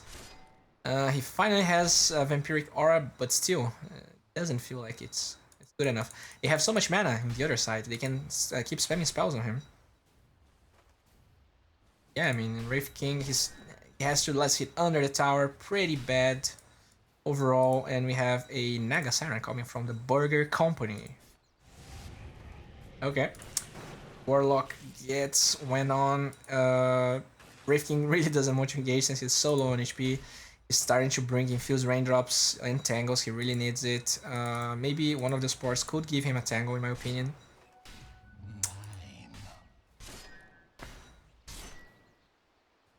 And yeah, this is just terrible. Oh, Silencer. He is pretty. He's setting up here. Probably wants the creep wave to go first. Yeah. Can they go for this one? Okay, so is he gonna commit last word? Oh. There is no one there. Warlock's still walking back to base. And yeah, that's it. Well, mid lane, Ember versus Naga Siren. I guess it's an okay matchup. Ember should have the edge here.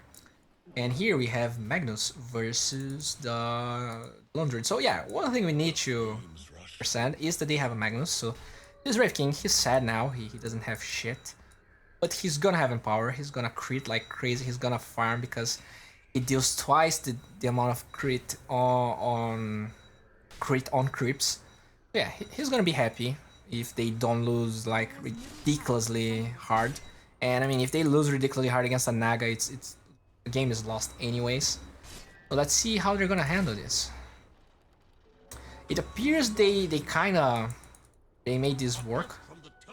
It's 0-0. The lane feels a little bit more stabilized. Silencer rotated mid.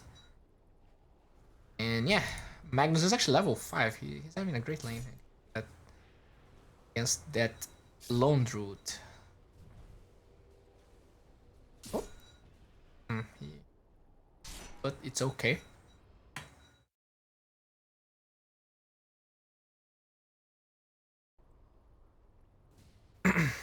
Okay, so Slider comes back with a salve, and they wanna go him. They use Fatal Bounce. He wants to stun everyone. He doesn't manage to. He's gonna have nice. They have glimpse, so this is a kill.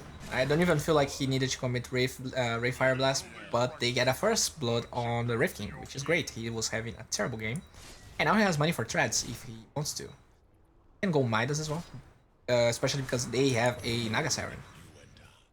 Let's see what's his approach. So still doesn't know what he wants to go for.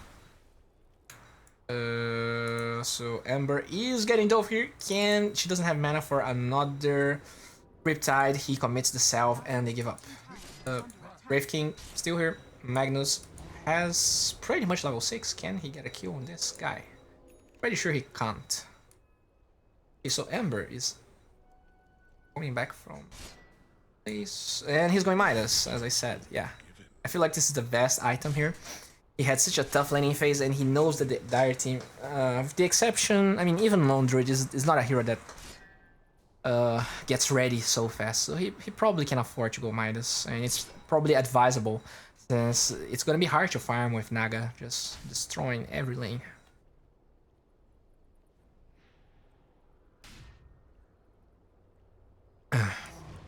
So yeah, Magnus has level 6. Wants to go for Blink Dagger. He's going for the old Arcane Boots build. It's good to have mana on these supports. They don't have they have 0 farm, so they really want the mana coming from the guy. Even Wraith King likes the mana, so I really like the decision of going Arcanes this game. And yeah, can they go for this Slaughter?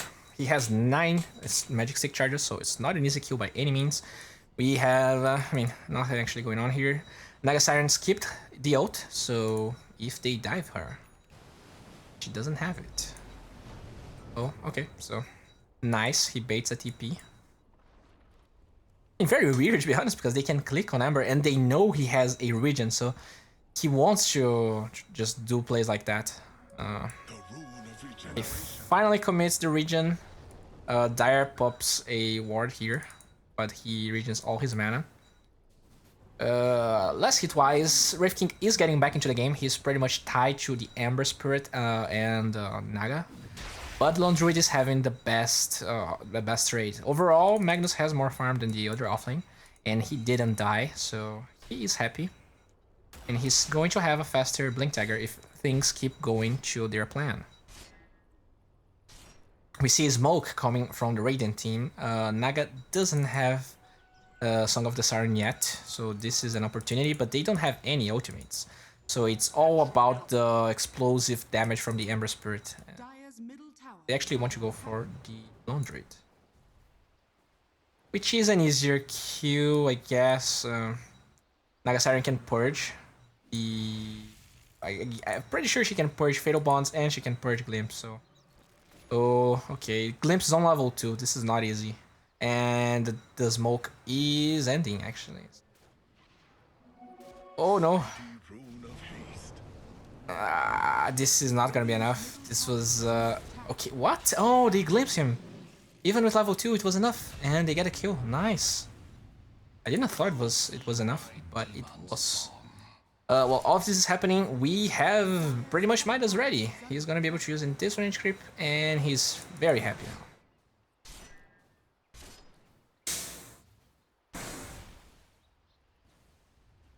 Radiant's middle tower is under attack.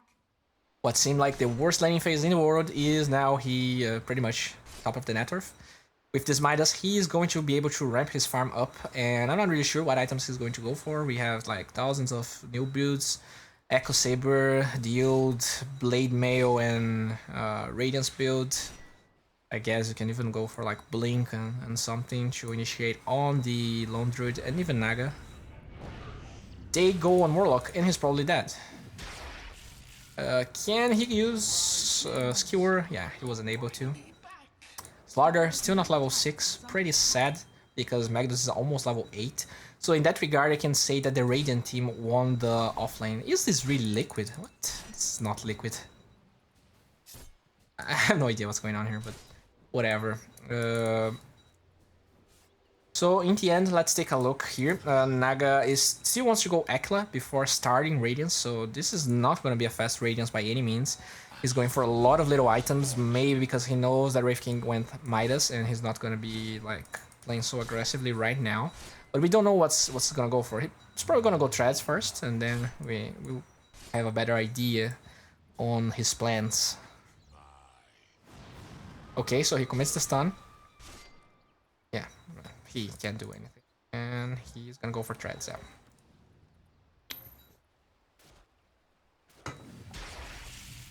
yeah.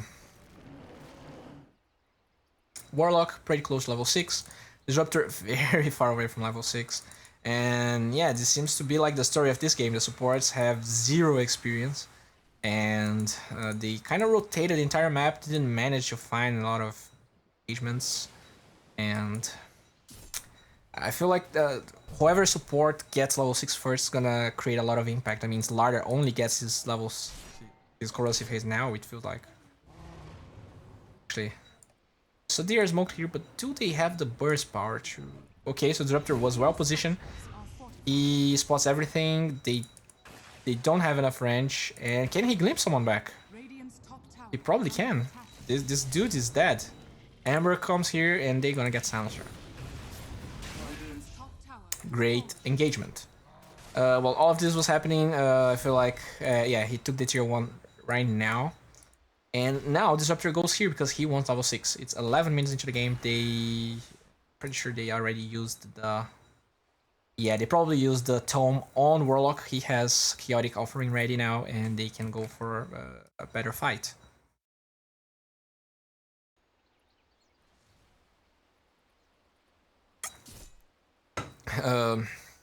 So Magnus has RP ready again. Rubik is very far away from having spells still. And finally, okay, so Nagasari is playing very greedy, because Radiant is playing greedy, to be honest. And she also went Arcane, so it's gonna be very late Radiance. Going to see if Radiant's going to actually abuse that, because Structures are fortified. I mean, she's only starting the Radiance now. She went a lot of big small items. And Wraith King already has Midas going towards, I don't know, it could be Echo Saber, it could be Blink, it could be Blade Mail. Let's see. I feel like Blade Mail is not that good here. Yeah, I feel like it's not that good. I feel like Blink is good. He can initiate on these supports and hopefully kill them with Empower without they're able to do anything. Yeah, with Empower you definitely want Blink in your Wraith King. So yeah. He is now level 10. Probably one of the higher levels. Radiant's middle He's tower tied is under with attack. Naga Siren and Ember Spirit that went mid, even though this Wraith King was in a tri-lane for a long time. Ember Spirit was here trying to see what's going on. The net worth is pretty close. Radiant's middle tower Pretty close, is like under 500 gold advantage for the Burger Boys. And experience is a little bit in advantage to Radiant, probably because they have a minus. And because their sports have more levels. Disruptor has ult, Rubik doesn't. Silencer now finally has global silence. He was like jungling here with Slardar. This is actually a pretty good play. I mean, instead of staying here in the lane dying for against this level 11 Wraith King, he's just jungling, getting his levels. I mean, the enemy is playing very greedy against you, right? So you don't want to. I mean, what's the best scenario here? You get some nice hits, and then you die. And what's the best scenario here? You get some last hits, and you're probably alive since they're playing greedy and they're not ganking anyone. So yeah, and I mean, he's with his larder, so even if he gets ganked, there's someone there to protect him at least. So yeah, I like their like playing together, trying to use the best of the map. Oh, Lone Druid is pretty farmed. I feel like they need to start using this Lone Druid to create pressure in lanes so that Naga Siren doesn't get ganked and completely neutralized. Wraith King, what did he win? So he's actually going Armlet. An okay item. Gives him armor against the Slardar, gives him a lot of DPS. Since I'm pretty sure that since Empower works on your strength, the strength from the armlet gives you even more damage. I'm pretty sure about that. If I'm wrong, you guys can type it in chat. It's, I mean, the delay is so big that I'm not even going to see, but we're at least interacting, right? This is the intention that matters. So Magnus has a Blink Dagger, and they don't have vision here. Can he get a good engagement? He uses stun. Rubik is going close. Oh no, he got stunned. Oh, this is not the best fight. This is definitely not the best. What? They commit silence now? This silencer is here just walking around. And they commit Corrosive Haze on the poor golem. Is he gonna fall? Oh no. Master. No. This was a terrible engagement. The Warlock ult was too late. Magnus also took too long. He only went after lift. Okay, so he gets one target with his... He's gonna use Cure. He's not gonna use Cure, he's silenced. And this doesn't feel really good. They get... Oh no, he gets first hit rooted. He doesn't have his armlet. He's gonna fall. They don't even take the tier 1. This is a terrible engagement for them. They had everything in their hands. And they managed to get a bad fight. They even had vision here. Great warding. After the fight starts, they actually place a ward here. Nice. And while all of that is happening, Naga Siren is farming towards Radiance. She's not farming so fast, but I mean, she's not getting ganked as well. Because now she has level 2 Song of the Siren, so since she didn't hedge commit level 1, she's really well. I feel like he has Armlet ready now. Actually, he doesn't. Wraith King, okay. So, yeah, he's probably gonna finish now. Wraith King. Okay. Okay. Nice. Naga has a haste rune, so she doesn't even have to use Song of the Siren, and with RP down, we're gonna see Magnus farming. We're gonna see a lot of farm this game. This game is gonna be one of those resident sleeper games, and he doesn't have ult. This is terrible. They have Blink Dagger on his ladder. He has the armor, but it's not gonna be enough. He doesn't even have time to pop it. They steal Static Storm, so great steal coming from Rubik, even though he had a terrible game. And Warlock doesn't have ult, so they can keep going. This ladder has ult and Blink, so yeah. This was terrible for them. I feel like they should have completely abandoned this tier 1 because with Slayer having Blink and they know he has Blink, it's just a very hard fight to take. So Ember's going towards A Travels, and we don't know what Wraith King's going to go for, but yeah, it's pretty sad. Even though he went Midas and it felt like he was turning this game around, he died twice now. And his ult isn't even that close yet. I'm not sure if this was level 1 ult. This was probably level 1 ult when he ulted, so... let's see, 140. Yeah, so this was definitely a level 1 ult. Not good. And, well, Lone Druid's going up and up in farm.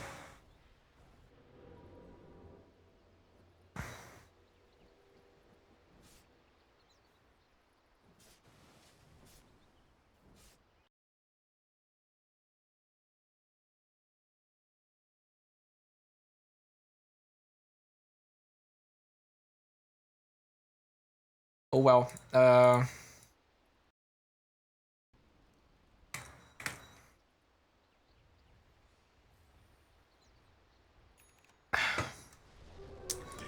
well, Naga Siren here, trying to fire. Oh no! This can they time the sleep with the Slithering Crash?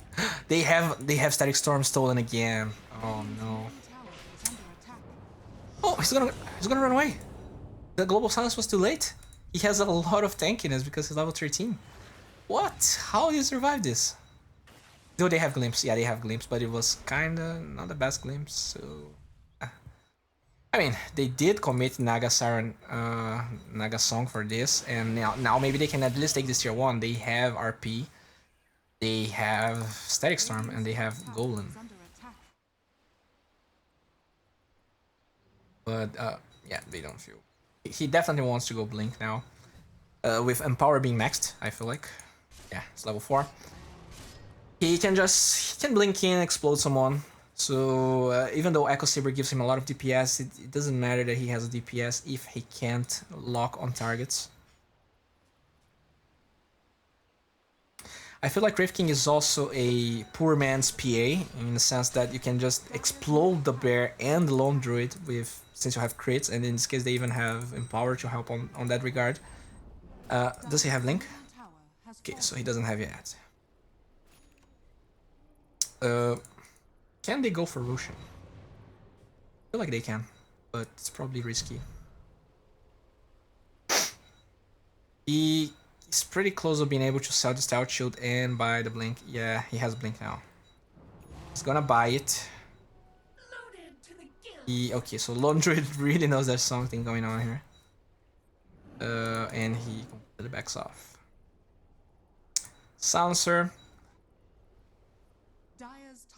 has Tome of Knowledge, even though he doesn't feel like using it.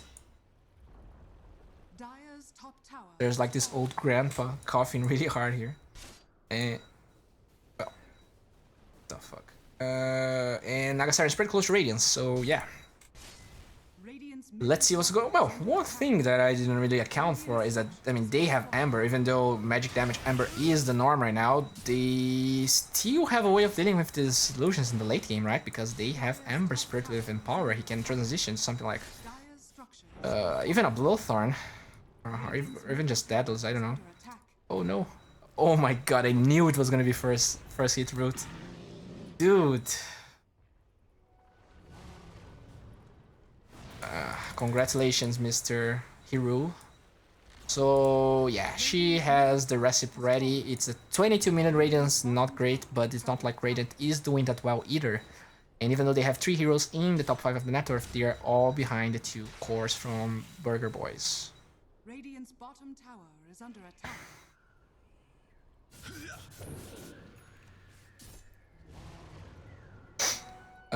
Well, Wraith King has Blink, they have Blink on Magnus, they want to go Blink on Ember Spirit, so I feel like they want this timing that these 3 cores can just initiate and the follow-up from the supports will make them able to win the fight. But they have Radiance now, so they are... I mean, they're not really running against the... They're not running against the clock because they have Empower and 2 melee cores, so you can't count Empower Wraith King, Empower Ember Spirit. But who's gonna suffer here are the sports. They are already pretty poor. It's level, they are level 7 at 22 minutes. Level 10, he doesn't have a Midas, he has no way of farming the map or catching up. So they're going to suffer. So it's gonna be a battle of these 3 cores against Liquid 2 cores. Because it's not like Slider's gonna be able to farm so much. I feel like he's probably gonna go Midas this game. Like he needs a Midas. Oh. He stole Flame Guard. Dire's bottom tower has fallen. So yeah. Finally, Blink Dagger on Ember Spirit. Are they going to play aggressive now? I feel like they have everything they want. Maybe Shadow Blade should get a better... I'm not sure if the enemies saw the Shadow Blade, but if they're not grouping up right now, they're probably going to see an Illusion's gonna pass close to Magnus and stuff like that. Disruptor is still level 7, Warlock level 10 at least, but they are very far behind. We still see Slider here, maybe he goes for a Force Staff, but I'm pretty sure... I mean, I feel like a Midas is a good purchase this game. Silencer also has a Midas, so yeah, they're bad in the late game. This is the problem, I mean, Naga suffocates the farm of everyone else, so you need the Midas not only for the farm, but for the experience, because she's gonna be pushing... see where the lane is? There's no way that Ruby can stay here and leech experience, so he's gonna be here alone, sad, and eventually this Wraith King is gonna kill him every fight. So, okay. What? Oh my god. Oh, this is gonna cost them this. Okay. They killed the Silencer, but he was able to commit Global before Naga Song is still available. Does she want to use it? They commit the stun on the bear. He has another resummon. Can he kill this dude? Yeah, so... He actually went for Maelstrom. Nice way on top of the Empower to deal with the mass spam of illusions, and Slider wants to initiate. But I don't feel like... Do they have follow-up? Okay, so he's gonna go on this Warlock. Yeah, gonna kill the Warlock. Okay, this is bad. Does he have the Blink Dagger cooldown ready? He has, but he wasn't able to blink. Can he kill the Slider? He can't, and he dies. Terrible. Oh, close, but not close enough. It was a 2-4. Let's see here. It was a 2-4-3. It's a 3-4-3. Pretty much even gold exchange, but they lose 2 cores and they lose 2 sports. So it's lightly Burger Boys favored. Yeah, especially this Wraith King. He's going Mjolnir. I guess it's fine, but he still doesn't have the impact he wants to have.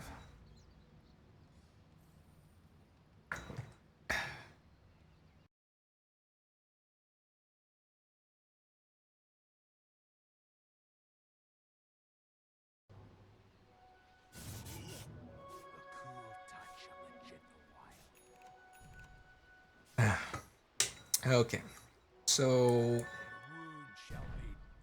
one worrisome thing about this game is that Lone Druid is able to... he's farming so much. The fact he's farming more than an empowered Wraith King with Blink Dagger is very worrisome. I mean, yeah, he got the best lane in the beginning. Okay, so we see Ember here, he gets... Okay. Savage Roar is pretty good against Ember. I'm actually kind of surprised they actually gave Lone Druid and Naga Siren to Burger Boys. Now that you think about it, I wasn't able to watch the draft, but this feels like you don't give this to another team. I mean, the exchange is what? Ember and Warlock doesn't feel that great. Yeah, they have, yeah, and still they have to pick Disruptor to their team because if they pick Disruptor in the other team, Ember's gonna suffer a lot. Oh, and we see him dying again. He is level... What? He died twice?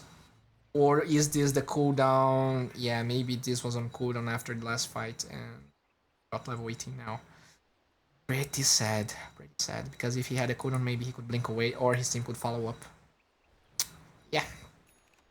Okay, so let's see what Ember's going for. He's going for a Maelstrom, so he doesn't want to like completely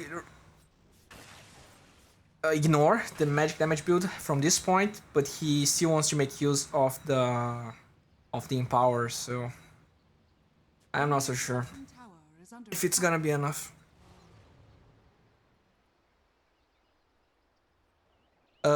Lone Druid is gonna go BKB, and this is gonna be a good timing for them. They can probably go for Roshan if they want. They can take more towers, and what can Liquid really do? They have they're very close to Manta here. Yeah, there. He's gonna buy the Manta style recipe and finish here. You see, apparently, you just want, I don't know.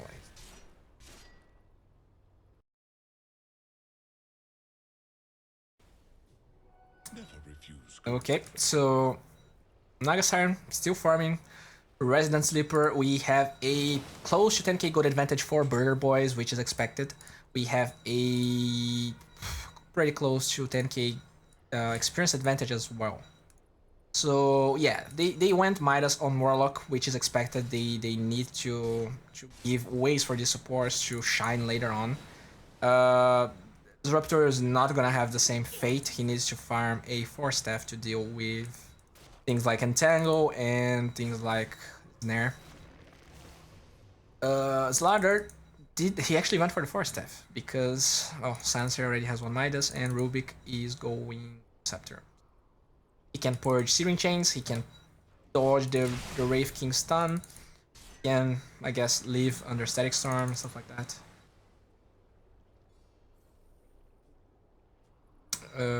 So yeah, the Manta style is coming for Naga Siren now. And I feel like this rhythm of game really it really helps Burger Boys because yeah, they have a lot of damage here, but they need to get a good fight, and they're not. As Burger Boys get more and more control of the map, Liquid is not going to have ways of actually getting to Burger Boys to get good fights, and they're gonna have to fight when Burger Boys is pushing, and they have Naga Song. So it's gonna be hard. This Naga's gonna push with Aegis, and there's no way you're gonna prevent him from using Song with 2 lives. Okay, so they finally have Mjolnir ready. They're gonna go for Abyssal Blade on Wraith King. Decent control item. The real problem here is Disruptor level 9. At least we see Warlock with level 13. He's going for an Aghanim Scepter. BKB going for Magnus. He can ult during Song of the Siren, so this is okay. He can actually get out of Global Silence if he waits for it. And yeah. Well, it's kinda plateau, the gold difference, because, I mean, both teams farm relatively at the same rate. But I feel like Burger Boys can get more control of the map. Look at the lane equilibrium here, here, and here. And because of that, the supports from the Dire team can farm way more safe than the supports from... the supports from Dire can farm way safer than the supports from Radiant. It's a problem. I mean, Slaughter's still farming. He's like close to Magnus. Even though he has like Empower, lots of items and spam, he has like AoE skills to farm the map and stuff like that.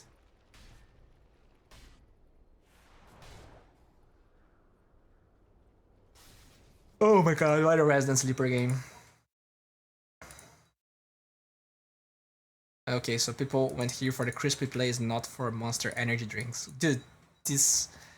It's very good, seriously. Just try the white Monster energy drink, you're gonna get surprised. This is not a paid advertisement, I'm just really impressed. Well, going back to the game, nothing really amazing going on. Maybe I should tell a story or something. Oh, let's see. Radiant's bottom tower is under attack. Nah, I guess this story is it's not PG-13, so I'm not gonna tell it. Please guys, just make on play so I don't have to say anything weird about my past. Okay, they finally smoke. This is it. What's the item timing they were waiting for here? BKB, I mean, it's not ready. They have 4 staff here, nothing new. I don't really know why they decided to go now, but they're going for it. They find the Naga. It's the real one. This is the real deal. Oh boy, oh boy. Can they really need to? What? They didn't commit Static Storm because Disruptor just got obliterated here, and Nagasong gets committed. RP on only one hero. They can't even burst this hero. They commit Global Silence, and they have. Oh my God, they're gonna go for this. This is kind of hard to watch. They're getting controlled. Yeah, they can't lock in anyone. This is a terrible fight, and Burger Boys get a decent engagement. It's actually a crispy engagement. Well, the problem here was that when he was actually able to stun Nagasarn because she didn't try to dodge with meta style. She tried to use Song, and I don't know how Disruptor died here. He wasn't able to come here and use the Static Storm. That would probably guarantee a kill since they have so much DPS. In the end, Magnus committed a subpar RP here with tons of heroes, a shrine there, just terrible fight. Yeah, this is probably the beginning of the end. They were holding there. I really dislike that they didn't wait for this BKB. They had a lot of stuff. They probably were impatient. But they had to either go way earlier or they needed to, you know, wait for that BKB or just wait for a push. Now they don't have RP for 30 seconds. They have ult, but this Wraith King seems so underwhelming. He can do anything. He's going for a Blade Mail now, but not gonna help.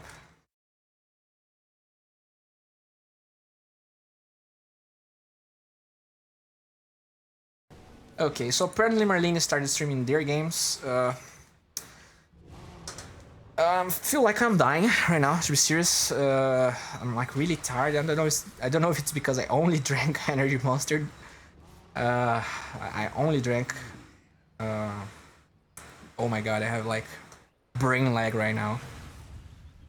And there's a truck going on the street, so I'm gonna wait it passes until I start talking again.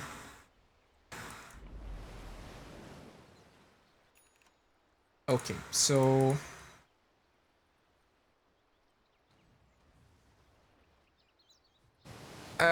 can they win this game? Not with Aegis on Laundry, that's for sure. They probably need to either lose a lane of barracks or get a good fight, like fight here when Laundry is here. He doesn't have travels.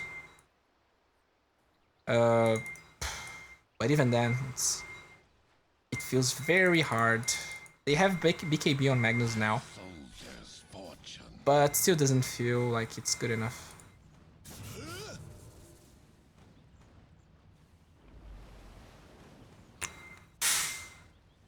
I mean, he finally decided to go for a Daedalus, but I feel like this is too late. I feel like he needed more physical damage instead of this Maelstrom. I really feel like it.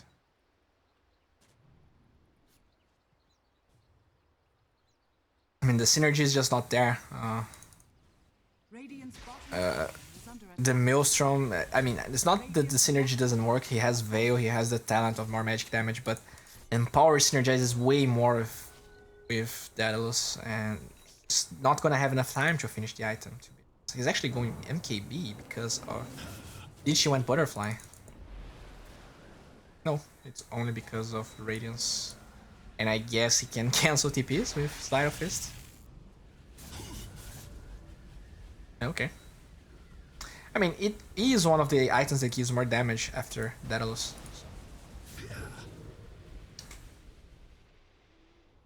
And this Wraith King now has a BKB, but the problem is he needs damage. But the supports, I mean, this is a level 18 Silencer with Hurricane Pike.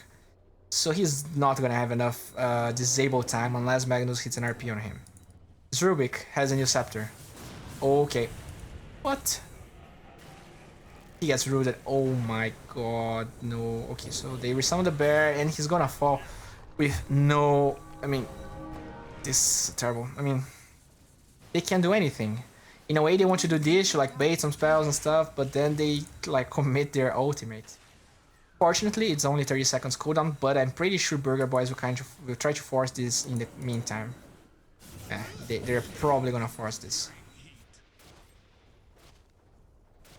And now Wraith King doesn't feel so good going there.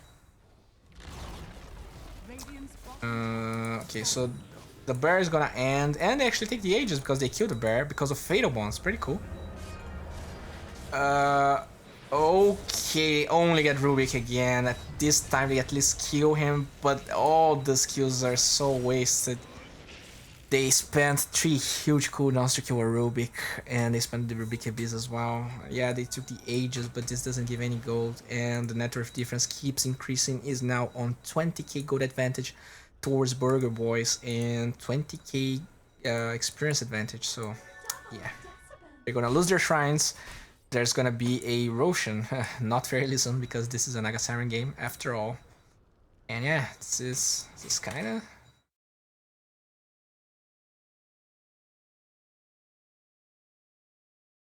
Oh well. I mean, in an ultra late game scenario where December Spirit has like a rapier, maybe they can win. Now, can they hold? I mean, it feels like Burger Boys is just so well positioned because I mean, these guys are probably not liquid, but they can't get a good engagement. Never. The RPs, they're never where he wants to, especially now that he has to commit BKB before jumping in because of the Radiance.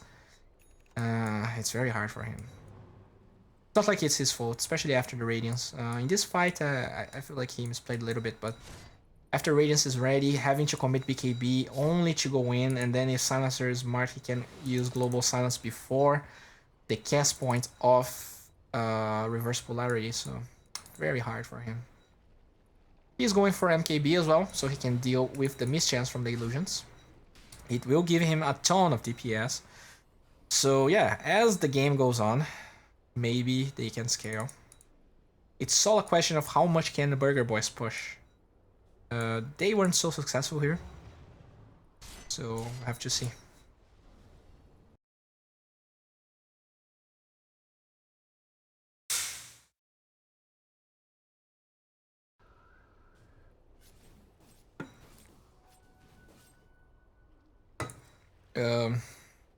Okay, so what's their plan?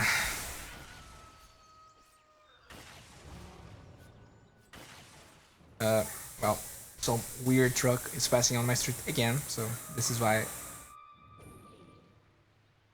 That's nice. Thanks, Mr. Truck. So yeah, they definitely need Warlock ult ready. They need good RP. This is probably gonna be achieved with Shadow Blade. Do they have gem? They have a gem on Rubik, so that's the problem. It's really hard for this Magnus to initiate.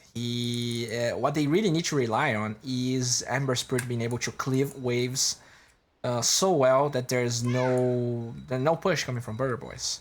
And if he goes for the cooldown reduction, which he did, he's gonna have a very fast Light of Fist, and maybe that's enough to completely halt the push, especially with the bear not having items, since this is a doesn't even have the bear. Okay. So yeah, this bear is very weak, and with Ember Spirit being ultra farmed, maybe there's no way for them to push, and then this game is gonna last not 50 minutes, but actually like 80 minutes. And I really like that after they lost that fight, they decided, okay, we need to go to the ultra late game. I really feel like they have more of a chance 15 minutes from now than now, because they didn't finish their items. Warlock doesn't have Refresher. He has this Midas. He's gonna keep farming stuff. And it's not like Refresher Global Silence is so great in this game. Because of it, he's even going Eidos here, which is pretty good against Ember. He's gonna have to deal with that. But if he's just from far away, just spamming Slide of Fist, he's not gonna have trouble with it. Especially because he can dodge it with Blink Dagger and Slide of Fist, because it's a projectile now. So, yeah. It's good against Ember, but it's not broken. We see Rubik here. He wants to place a ward, steals a banner rune, and we are still in this Resident Sleeper game.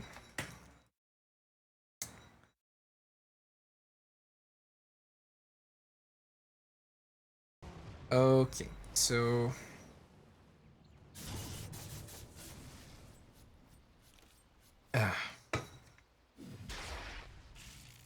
they are still defending.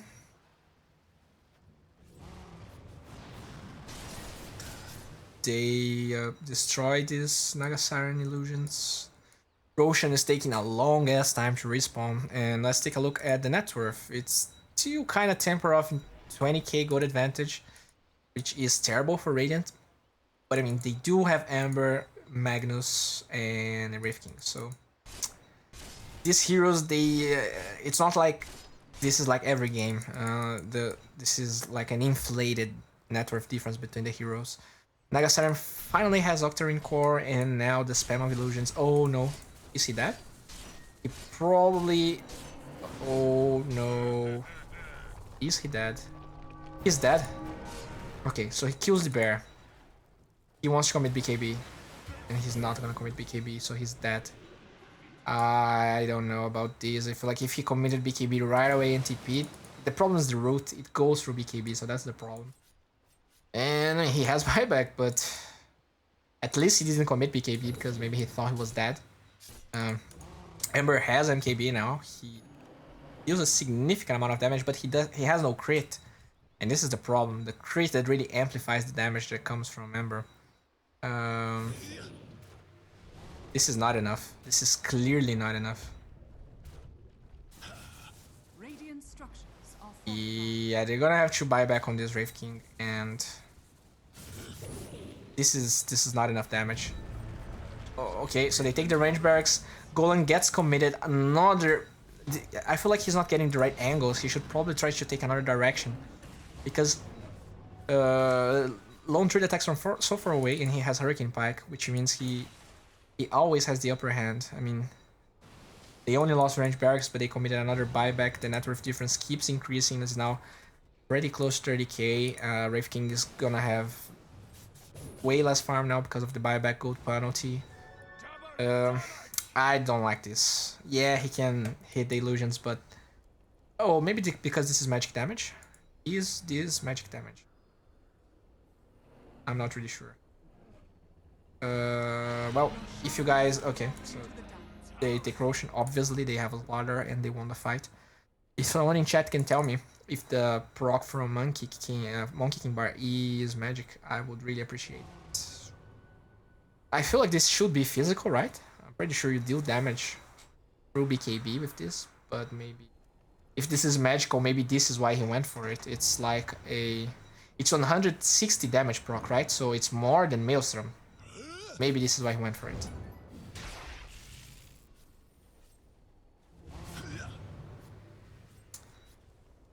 Oh boy.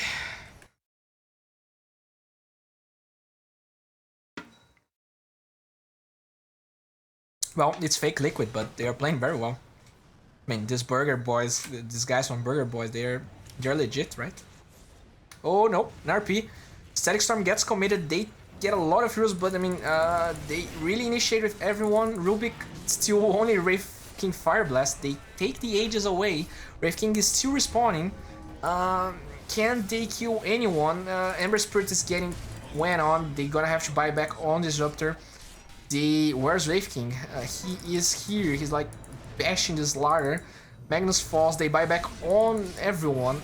Ember Spirit is here trying to kill Londred, and they finally commit Salon of the Siren. And oh, they glimpse someone. Yeah, they glimpse Ember. What? Rubik stole glimpse? What happened? I don't know what happened there. Oh, tough game. They're even more behind now. Oh boy. This Daedalus is a dream for our boy Ember Spirit. Magnus very far away from Refresher. Warlock very far away, so maybe if you can get these items, maybe. I mean, they did lost Aegis, they still didn't lose any relevant barracks, so this is probably why they're committing as long as they don't lose a significant amount of map control, they can keep holding this. But I heard the voice from Rift King. I thought he ulted, but he was talking to himself. Okay, so Ember Spirit trying his best here to get some farm. One thing I'm not really liking. Okay, so they kill Warlock. And what the Golem got committed with Ember Spirit here without mana. So I mean, I was going to say that I saw Ember Spirit without Empower farming for a long time, and I feel like this could make a lot of change. But I feel like since Ember had to split push other lanes, since they don't have a lot of push, this is why Ember was neglected in that sense. They don't have buyback on Warlock, they don't have the Golem. This feels green for Dire team. They don't have enough damage, they blink in. He only commits the BKB after Global Silence, but it's not enough. Because they only use Corrosive Haste after. They finally go here. Can they kill Silencer? Oh my god. They commit great RP coming from Magnus. They skewer everyone back, but they steal RP. And this is probably game. Does he have buyback? It's on cooldown. This is a dead Wraith King. This is game, boys.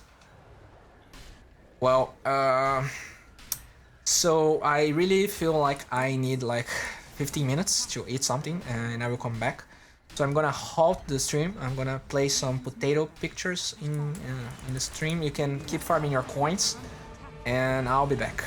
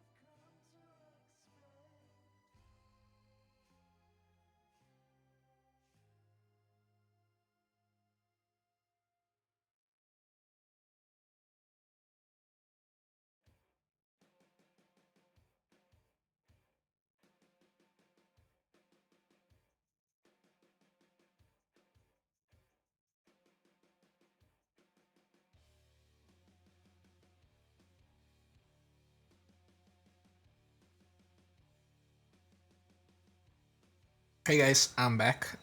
Let's take the potatoes away. So, well, I am probably not going to be able to stream a lot. It's getting late here, and I'm like ridiculously tired. I never thought that streaming was so mind draining. I don't know. But we can cast another game. Um, Before I start casting, though, I need to set up the giveaway. Let's do this. Hmm.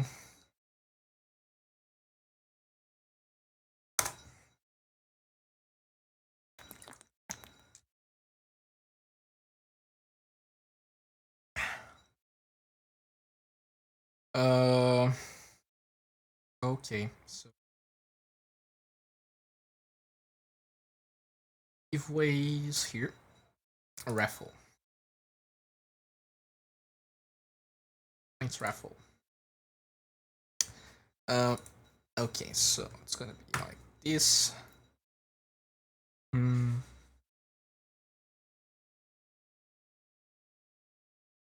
Okay, so you're gonna have to type Chris Poway. Chris Poway. I'll leave this for like 50 minutes. And that's it. Open.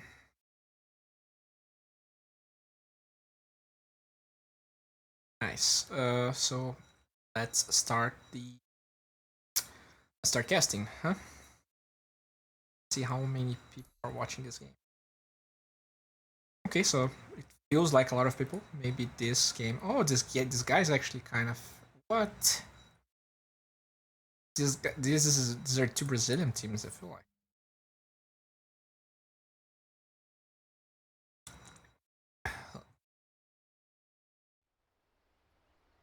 Okay. Game is paused. Interwyvern DC. They have. I mean, it's pretty close in. If we have Mr. Grayson here with his visage. I mean, come on. I'm not gonna watch this pause game. Sorry, Mr. Grayson. Okay, for 120. This is a number I like to see. Let's go this game. You can see their profiles, but I'm gonna hope they are good players.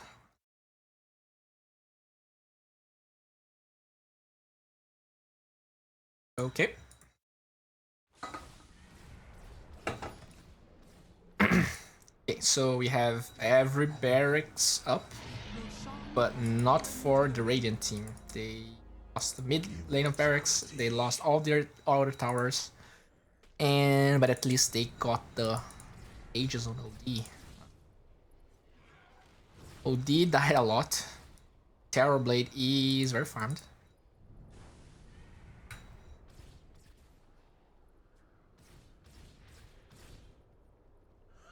So we have a Shadow Demon Luna versus a Ogre Corrosive Haze Terrorblade. So Cancer versus Cancer. Let's see who wins. This is a 53-minute game, I feel like. Let's take a look at the buybacks. They actually have Empower on Luna here. Does he have items? So pretty much no one has buyback besides the Radiant team, so even though Radiant, they actually lost a barracks here. They're going for this even though they don't have buyback. This is kind of crazy. They don't want him to go. Oh, what they're doing. Luna's not really happy with the state of things right now. Well, they were winning by 20k. They are winning for a little bit less than 20k now.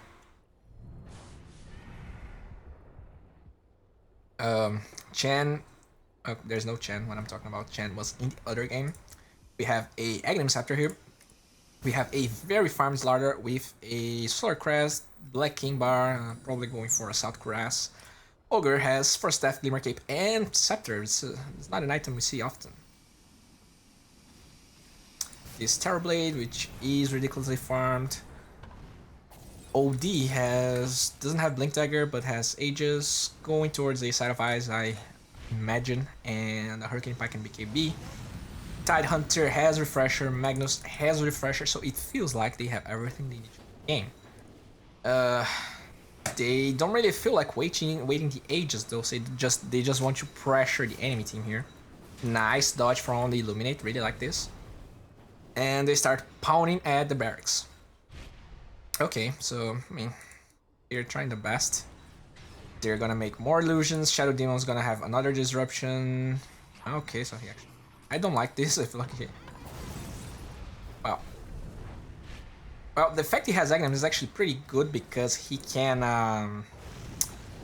stun both illusions at once. So this is something he can... They're slowly chipping away at this. It feels like...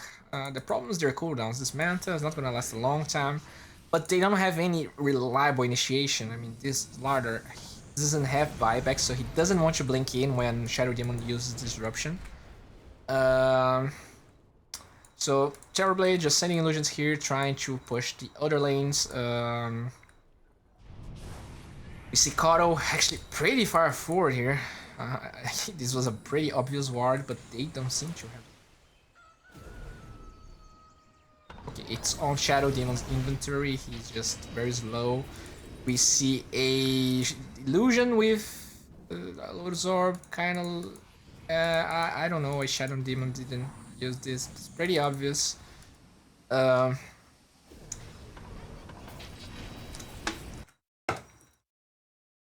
Okay, for 1 second I thought I didn't actually turn the microphone on, so I was very afraid no one was listening to what I was talking about, but it seems that everything is fine. Okay. Oh, I hope everything is fine. Okay. They engage, and the Shadow Demon's... He has Zeus Scepter, he didn't use it. Okay, so Terrorblade is pounding on this Ogre. This Tide wasn't able to do anything. They finally committed clips. RP is committed. They have another RP if needed, but this is the first life from Terrorblade. No, actually. So he buys back. Oh, the Aegis was on OD. He still has Sandy's Eclipse, but since everyone has BKBs, he was not able to steal. He only has 4 intelligence still after this huge fight. Maybe, okay, so they skewer him back. They're attacking him non-stop. Luna is dead. They kill, and in the end, Terrorblade is alive, but only after a buyback. Are they going to disengage? He has Reflection in a few seconds, and in the end, this was a 4 for 3. A buyback. Yes. So in the end, it's a very small gold exchange and a fairly big experience exchange. They used their refreshers. Why? This works. Oh my god, Magnus, this dude is not high MMR for sure. Yeah, this guy is 4K. I mean, the cooldown is longer here. Oh my god, this is triggering me so much. Oh my god, dude, please, don't do this. Don't do this to me. Be like Tide Hunter. Just, no. This is bad. Stay without boots, but... Oh my god. There should be something here. They don't... It doesn't say anything. It really should say something. Oh well. Well. At least Shadow Demon can create some crazy strong Terrorblade illusions. Keeper of Lights here, being aggressively. And they kill him. He spanned Blinding Light, but it's a very short cooldown. Okay.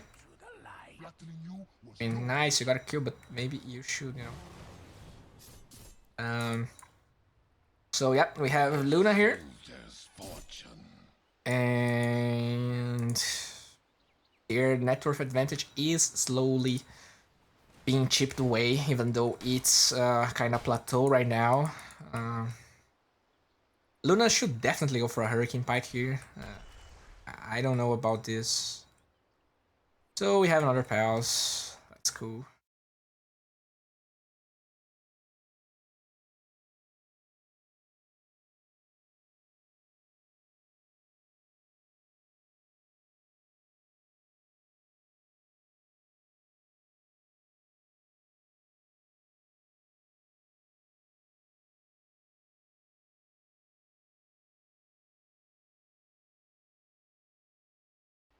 Okay.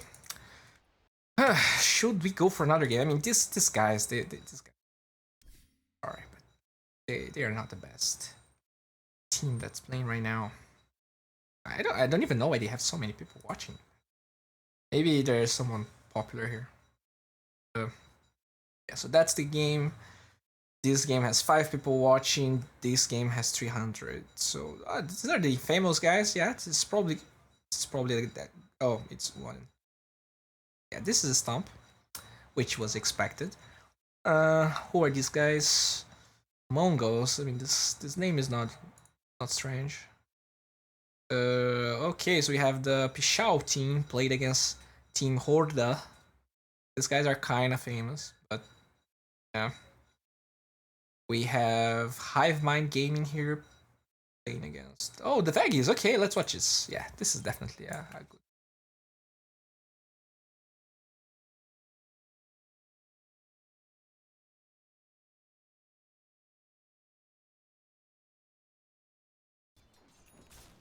Okay, so no broadcast.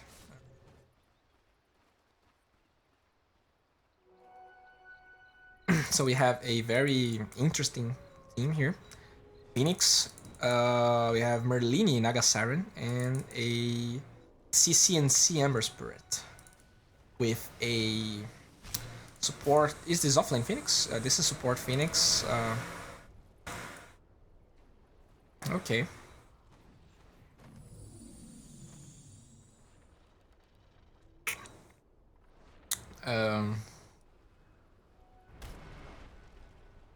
They have a Chaos Knight in the other team, so Phoenix is fairly decent against Chaos Knight. First, because he's a strength hero, Sunray that deals damage based on HP percentage. Second of all, Fire Spirits is in AoE. You can't purge that out of your illusions unless you have like a Brewmaster in your team. Oh no! Oh, they're not gonna get it. Oh no! Nice. Nice, well played. Yeah, Ricky, you're not gonna get this one.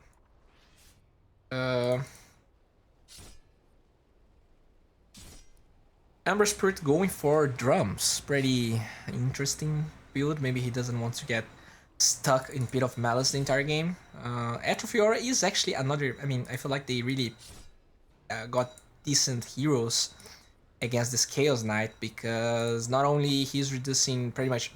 Chaos Knight is only physical damage, so Underlord is a great pick against him. He's gonna deal 40% less damage. This is a lot of damage.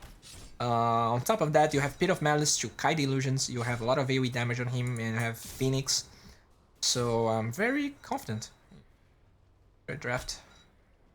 It feels like let's take a look at last hits. So they're getting way more denies than the rest of the other guys. Chaos Knight's kind of sad. TA. It's 15 last hits. They try to go on Amber. Not the best engagement. Is TA gonna die here? Oh my gosh, she doesn't have anything.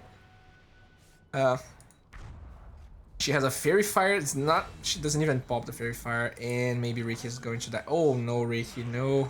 Nice, nice. Yeah. So this doesn't feel like a very balanced game, guys. Because yeah.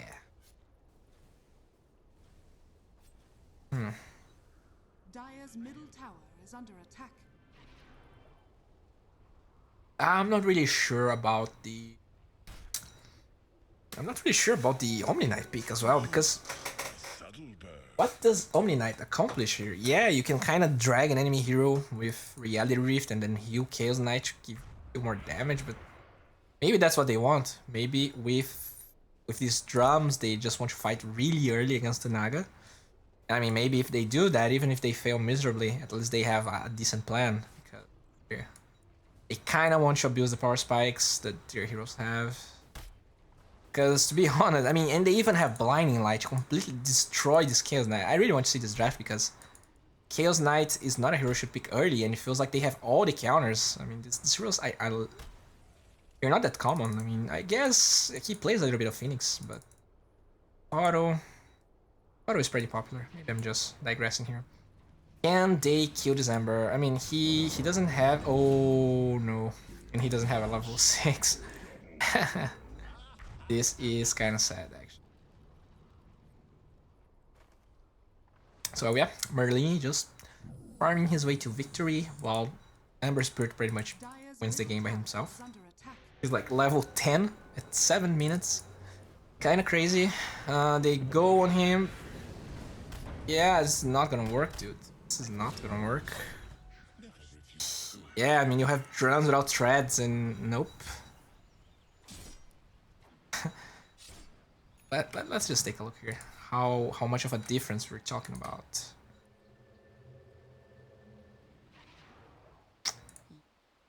Yeah, I mean, they're not the Dire's top brightest tower players is in the under world. attack. Dire's But I mean, structures at least they're playing against Fag.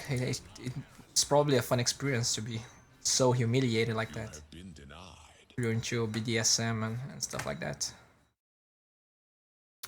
This is NA qualifier. Yeah, I mean, you guys are watching the SA qualifiers right now, but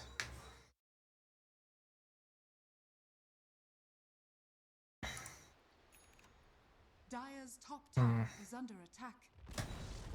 Dire's top tower has okay. So we have an engagement here. Ricky is under dust. They heal him, and even then, he takes like a huge amount of damage coming from Blitz. Great egg, followed by them killing Ember again. This game is 9-0, and I mean, Dire's middle yeah. tower is under attack. They even went the Hand of Midas on the Naga Siren. So pretty convincing victory until this point. Okay.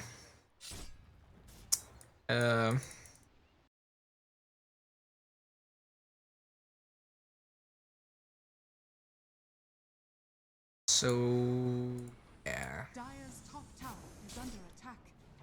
they're gonna take this tier 2. Merlini still farming towards his Radiance after the Midas that he got fairly early. He's top of the net worth. They use Dark Rift to disengage.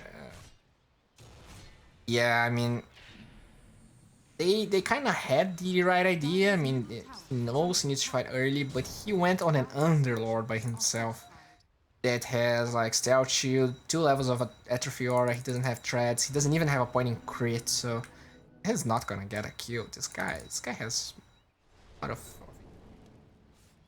even Dire's armor. He bottom has tower 12 is armor. under attack. But yeah, I guess the question is, can they get at least 1 kill during this game? Maybe Auto? Auto is not that hard to do if they can land the Chaos Bolt. Oh, they're all 5 in the mid lane. This is so sad. While Ember Spirit's like here.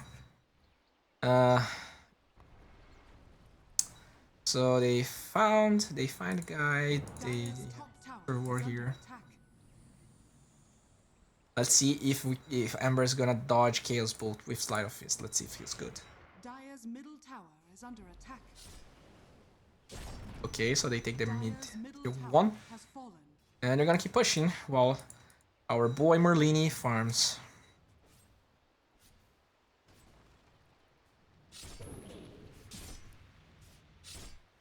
Dire's middle Okay, tower is so under attack. it's just farming. Abaddon has nothing. He's actually going for Echo Saber, which is not gonna help them this game. The TA was completely trashed against the Ember.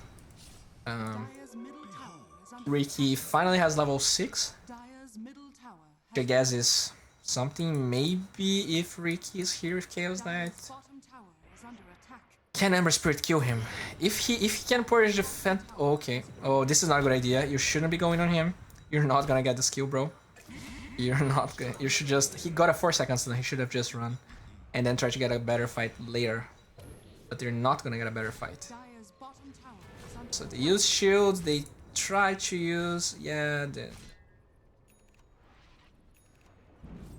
pretty sad game for Mr. Chaos Knight. Not the best decision making coming from him. Capitalist just owned his lane. Pretty much everyone owned their lanes, right? attack. They're all top of the net worth, I would imagine. Yeah, with the exception of Blitz. This noob. Level 7 Phoenix. Has fallen. And they're going back to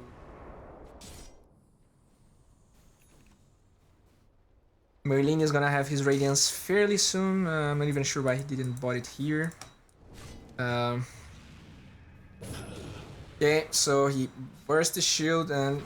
Okay, so Abaddon didn't have ult ready because it's 60 seconds cooldown. At first he had such a low respawn timer that he dies again. Pretty sad as well. I'm not even sure if he died, it was just his engagement here. So, yeah. So he buys the relic. I really like that he sends the relic first to finish everything at once. TA, poor TA is just trying to farm here.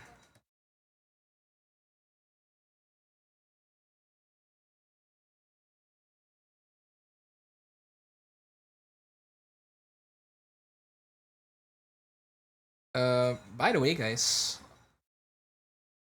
how much time until the giveaway? Okay, so you have 7 entries to the giveaway.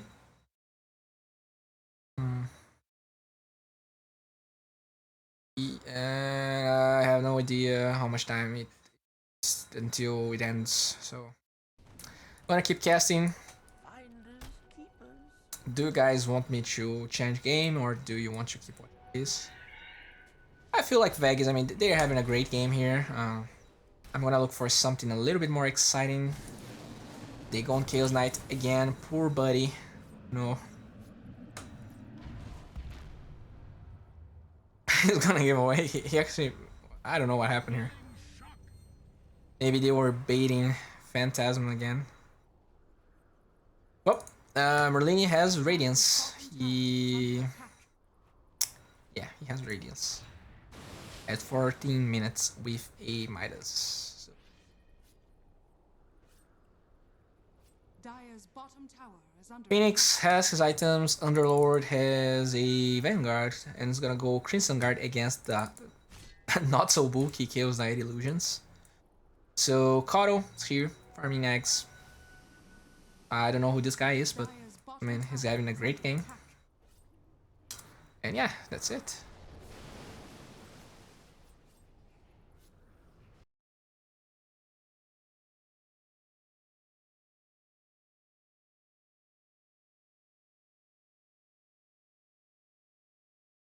Okay.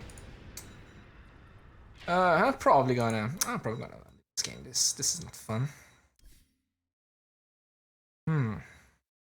Complexity gaming, that's what I'm talking about. Oh, they're just owning, so kind of another stomp. Here we have Bratva versus these guys. Let's see here. So here we have some dudes versus another dudes. They are... Oh, I know this guy. Great Team versus Prelude. So... Oh, this is actually okay. They're stomping, actually. But this team is probably trash, so... Red Jenkins. Oh, this is Team Red. They had...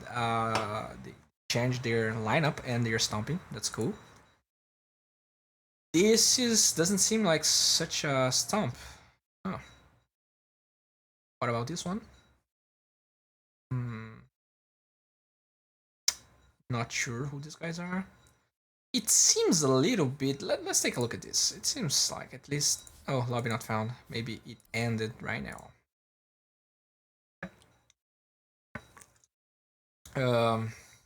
So... These guys... Okay. I mean, whatever. Let's watch this game, right? These guys are Brazilian. At least the Dire. I'm not sure about Radiant.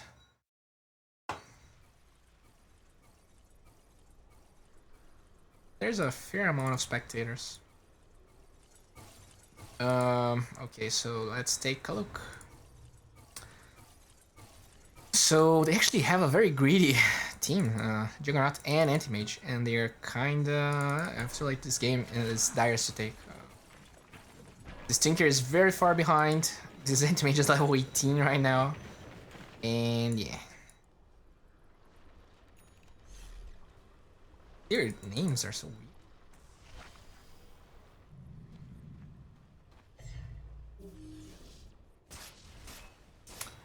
Yeah, this game is like, it's not so much of an advantage. What's the problem here? So, in comparison, Lifestealer is behind. Tinker is also behind. Darkseer is also behind. It's only the supports like this.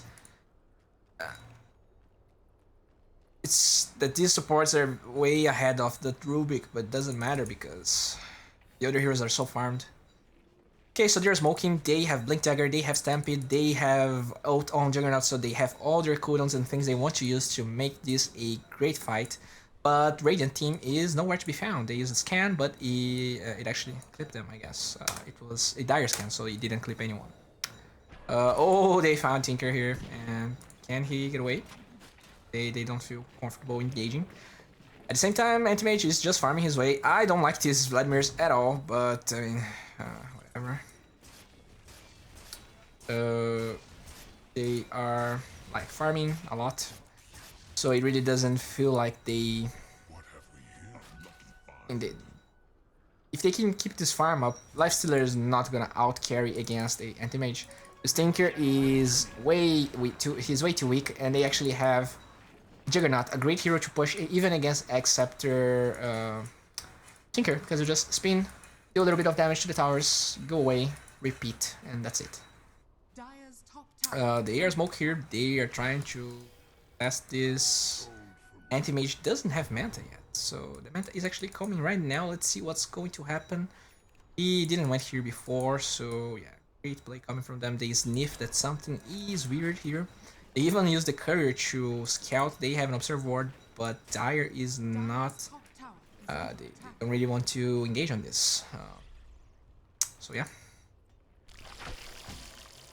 And they take the tower at least. They're going for the towers, and Tinker can defend. So is Anti-Mage gonna find? Oh no! This is okay. Nice. This was Dire's top tower has very greedy of this Tinker. I don't know if they maybe the Spirit Breaker is what made the Tinker's game so bad. And now Tinker feels a little bit more comfortable showing up. Radiant's bottom tower is under attack.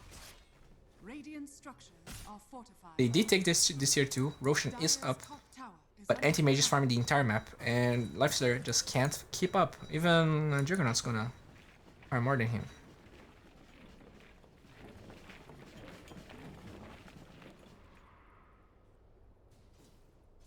Okay, so are they going to initiate on this Darkseer?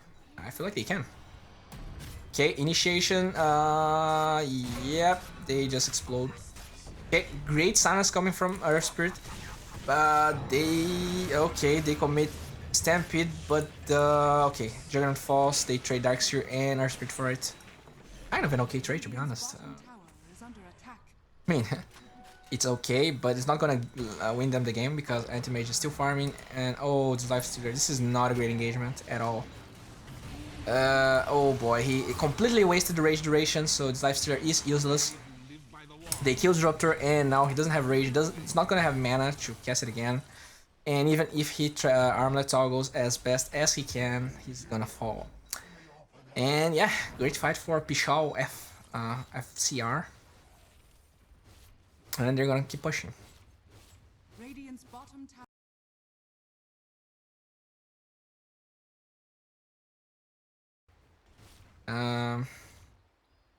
So yeah, we have our Spirit here, Darkseer, and Bottom tower has fallen.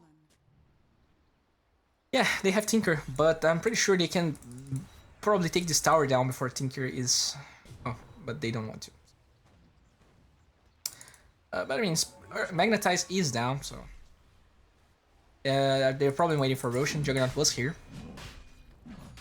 Where is Spirit Breaker? Now they have Echo Saber on Spirit Breaker. They have a pipe on center, and they kill Tinker once again. So yeah, this Anti-Mage is so farmed. Is this game ready? Okay.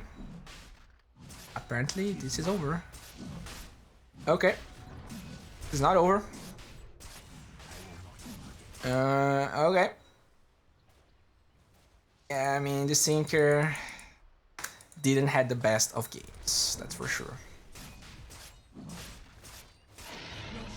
has fallen to the dire. Okay, so they find an observer ward here. Let's see where Tinker died. Yeah, he died here, even though they have a ward. Charge on the creeps. Lifestealer is still here. Doesn't really want to fight. It's probably not a good idea since, I mean, Spirit Breaker is just a good pick against Tinker and Lifestealer. Not only you can completely nullify the rage, but you can just keep chasing Tinker and he'll never feel safe.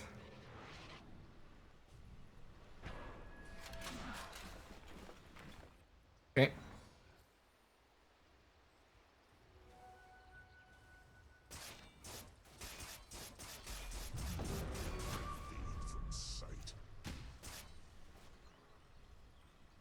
Dire's bottom tower is under attack.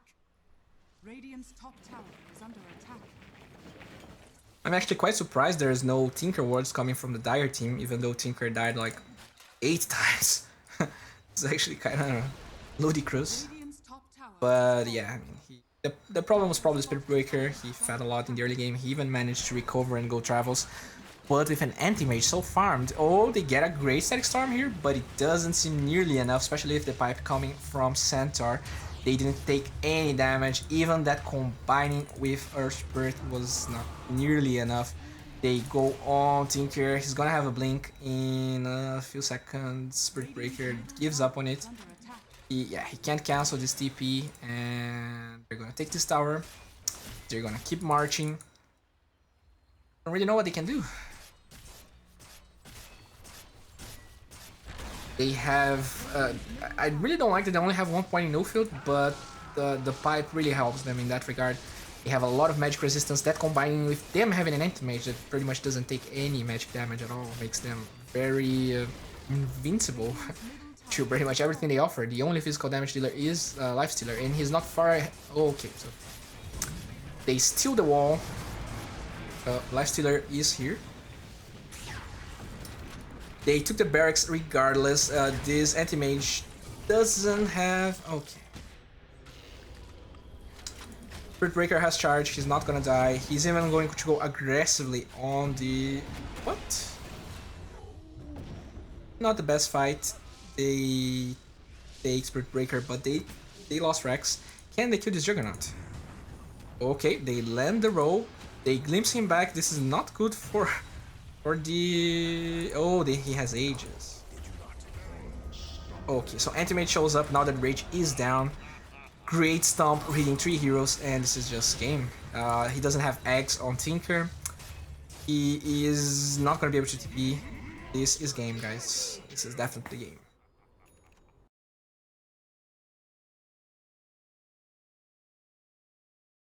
Okay. Okay. So, look, guys, I'm like very tired. So I feel like making the giveaway right now. The only thing I ask for you guys is that the person that wins the giveaway, send me a message. I'm probably going to give away all the items at the end of the qualifiers because, first of all, I'm gonna have to buy everything, and if I have to buy every item each game, it's just gonna be a waste of time. I just want to deliver all the items at once, maybe even in stream. And so I'm gonna give away, you just message me, and at the end of the regional qualifiers, maybe not regional, maybe we're going to see how the time is going to be. But let's make the giveaway. Okay. What? Let's open, what? Close, yeah, I'm gonna close this. We have 7 entries, and the winner is Mr. Pum. Congratulations, Mr. Pum. You just won a chest of your choice. I mean, one of the, the chests from the compendium and stuff. Congratulations, dude. It's actually kind of sad because there's a 5-minute delay, so I feel like actually... Oh, but... Oh, you're not listening to me because... Yeah, it's kind of weird. Because I'm actually making the giveaway, but there's the delay, so yeah. Yeah. I mean, you guys understand. You Mr. Pan won the giveaway, and that's it. you just send me a message here. I'll save everyone that I'm gonna like take a print screen and stuff like that, and then we can give away everything at once. I really wanted to keep streaming, but I'm really tired. I probably drink less Monster next time, and I don't know, just drink water and coffee because I feel like when your body is not tired, but your mind is like completely out of focus. This is how I feel right now. I can even pronounce things. I mean, I hope this day was not so disappointing since I started streaming so late. At the same time, we had some problems finding games. That apparently everything is fixed right now, and hopefully, as we go on, we're gonna have better games. So, I really appreciate everyone that watched my stream. I know that my stream it has tons of stuff to improve, and yeah, it has just tons of stuff to improve. And thanks everyone for being patient with me. What I'm trying to achieve is something fairly hard. I don't know anyone in the casting scene. I from a irrelevant country in the Dota scene, and yet I want to cast somehow. But yeah, that's it.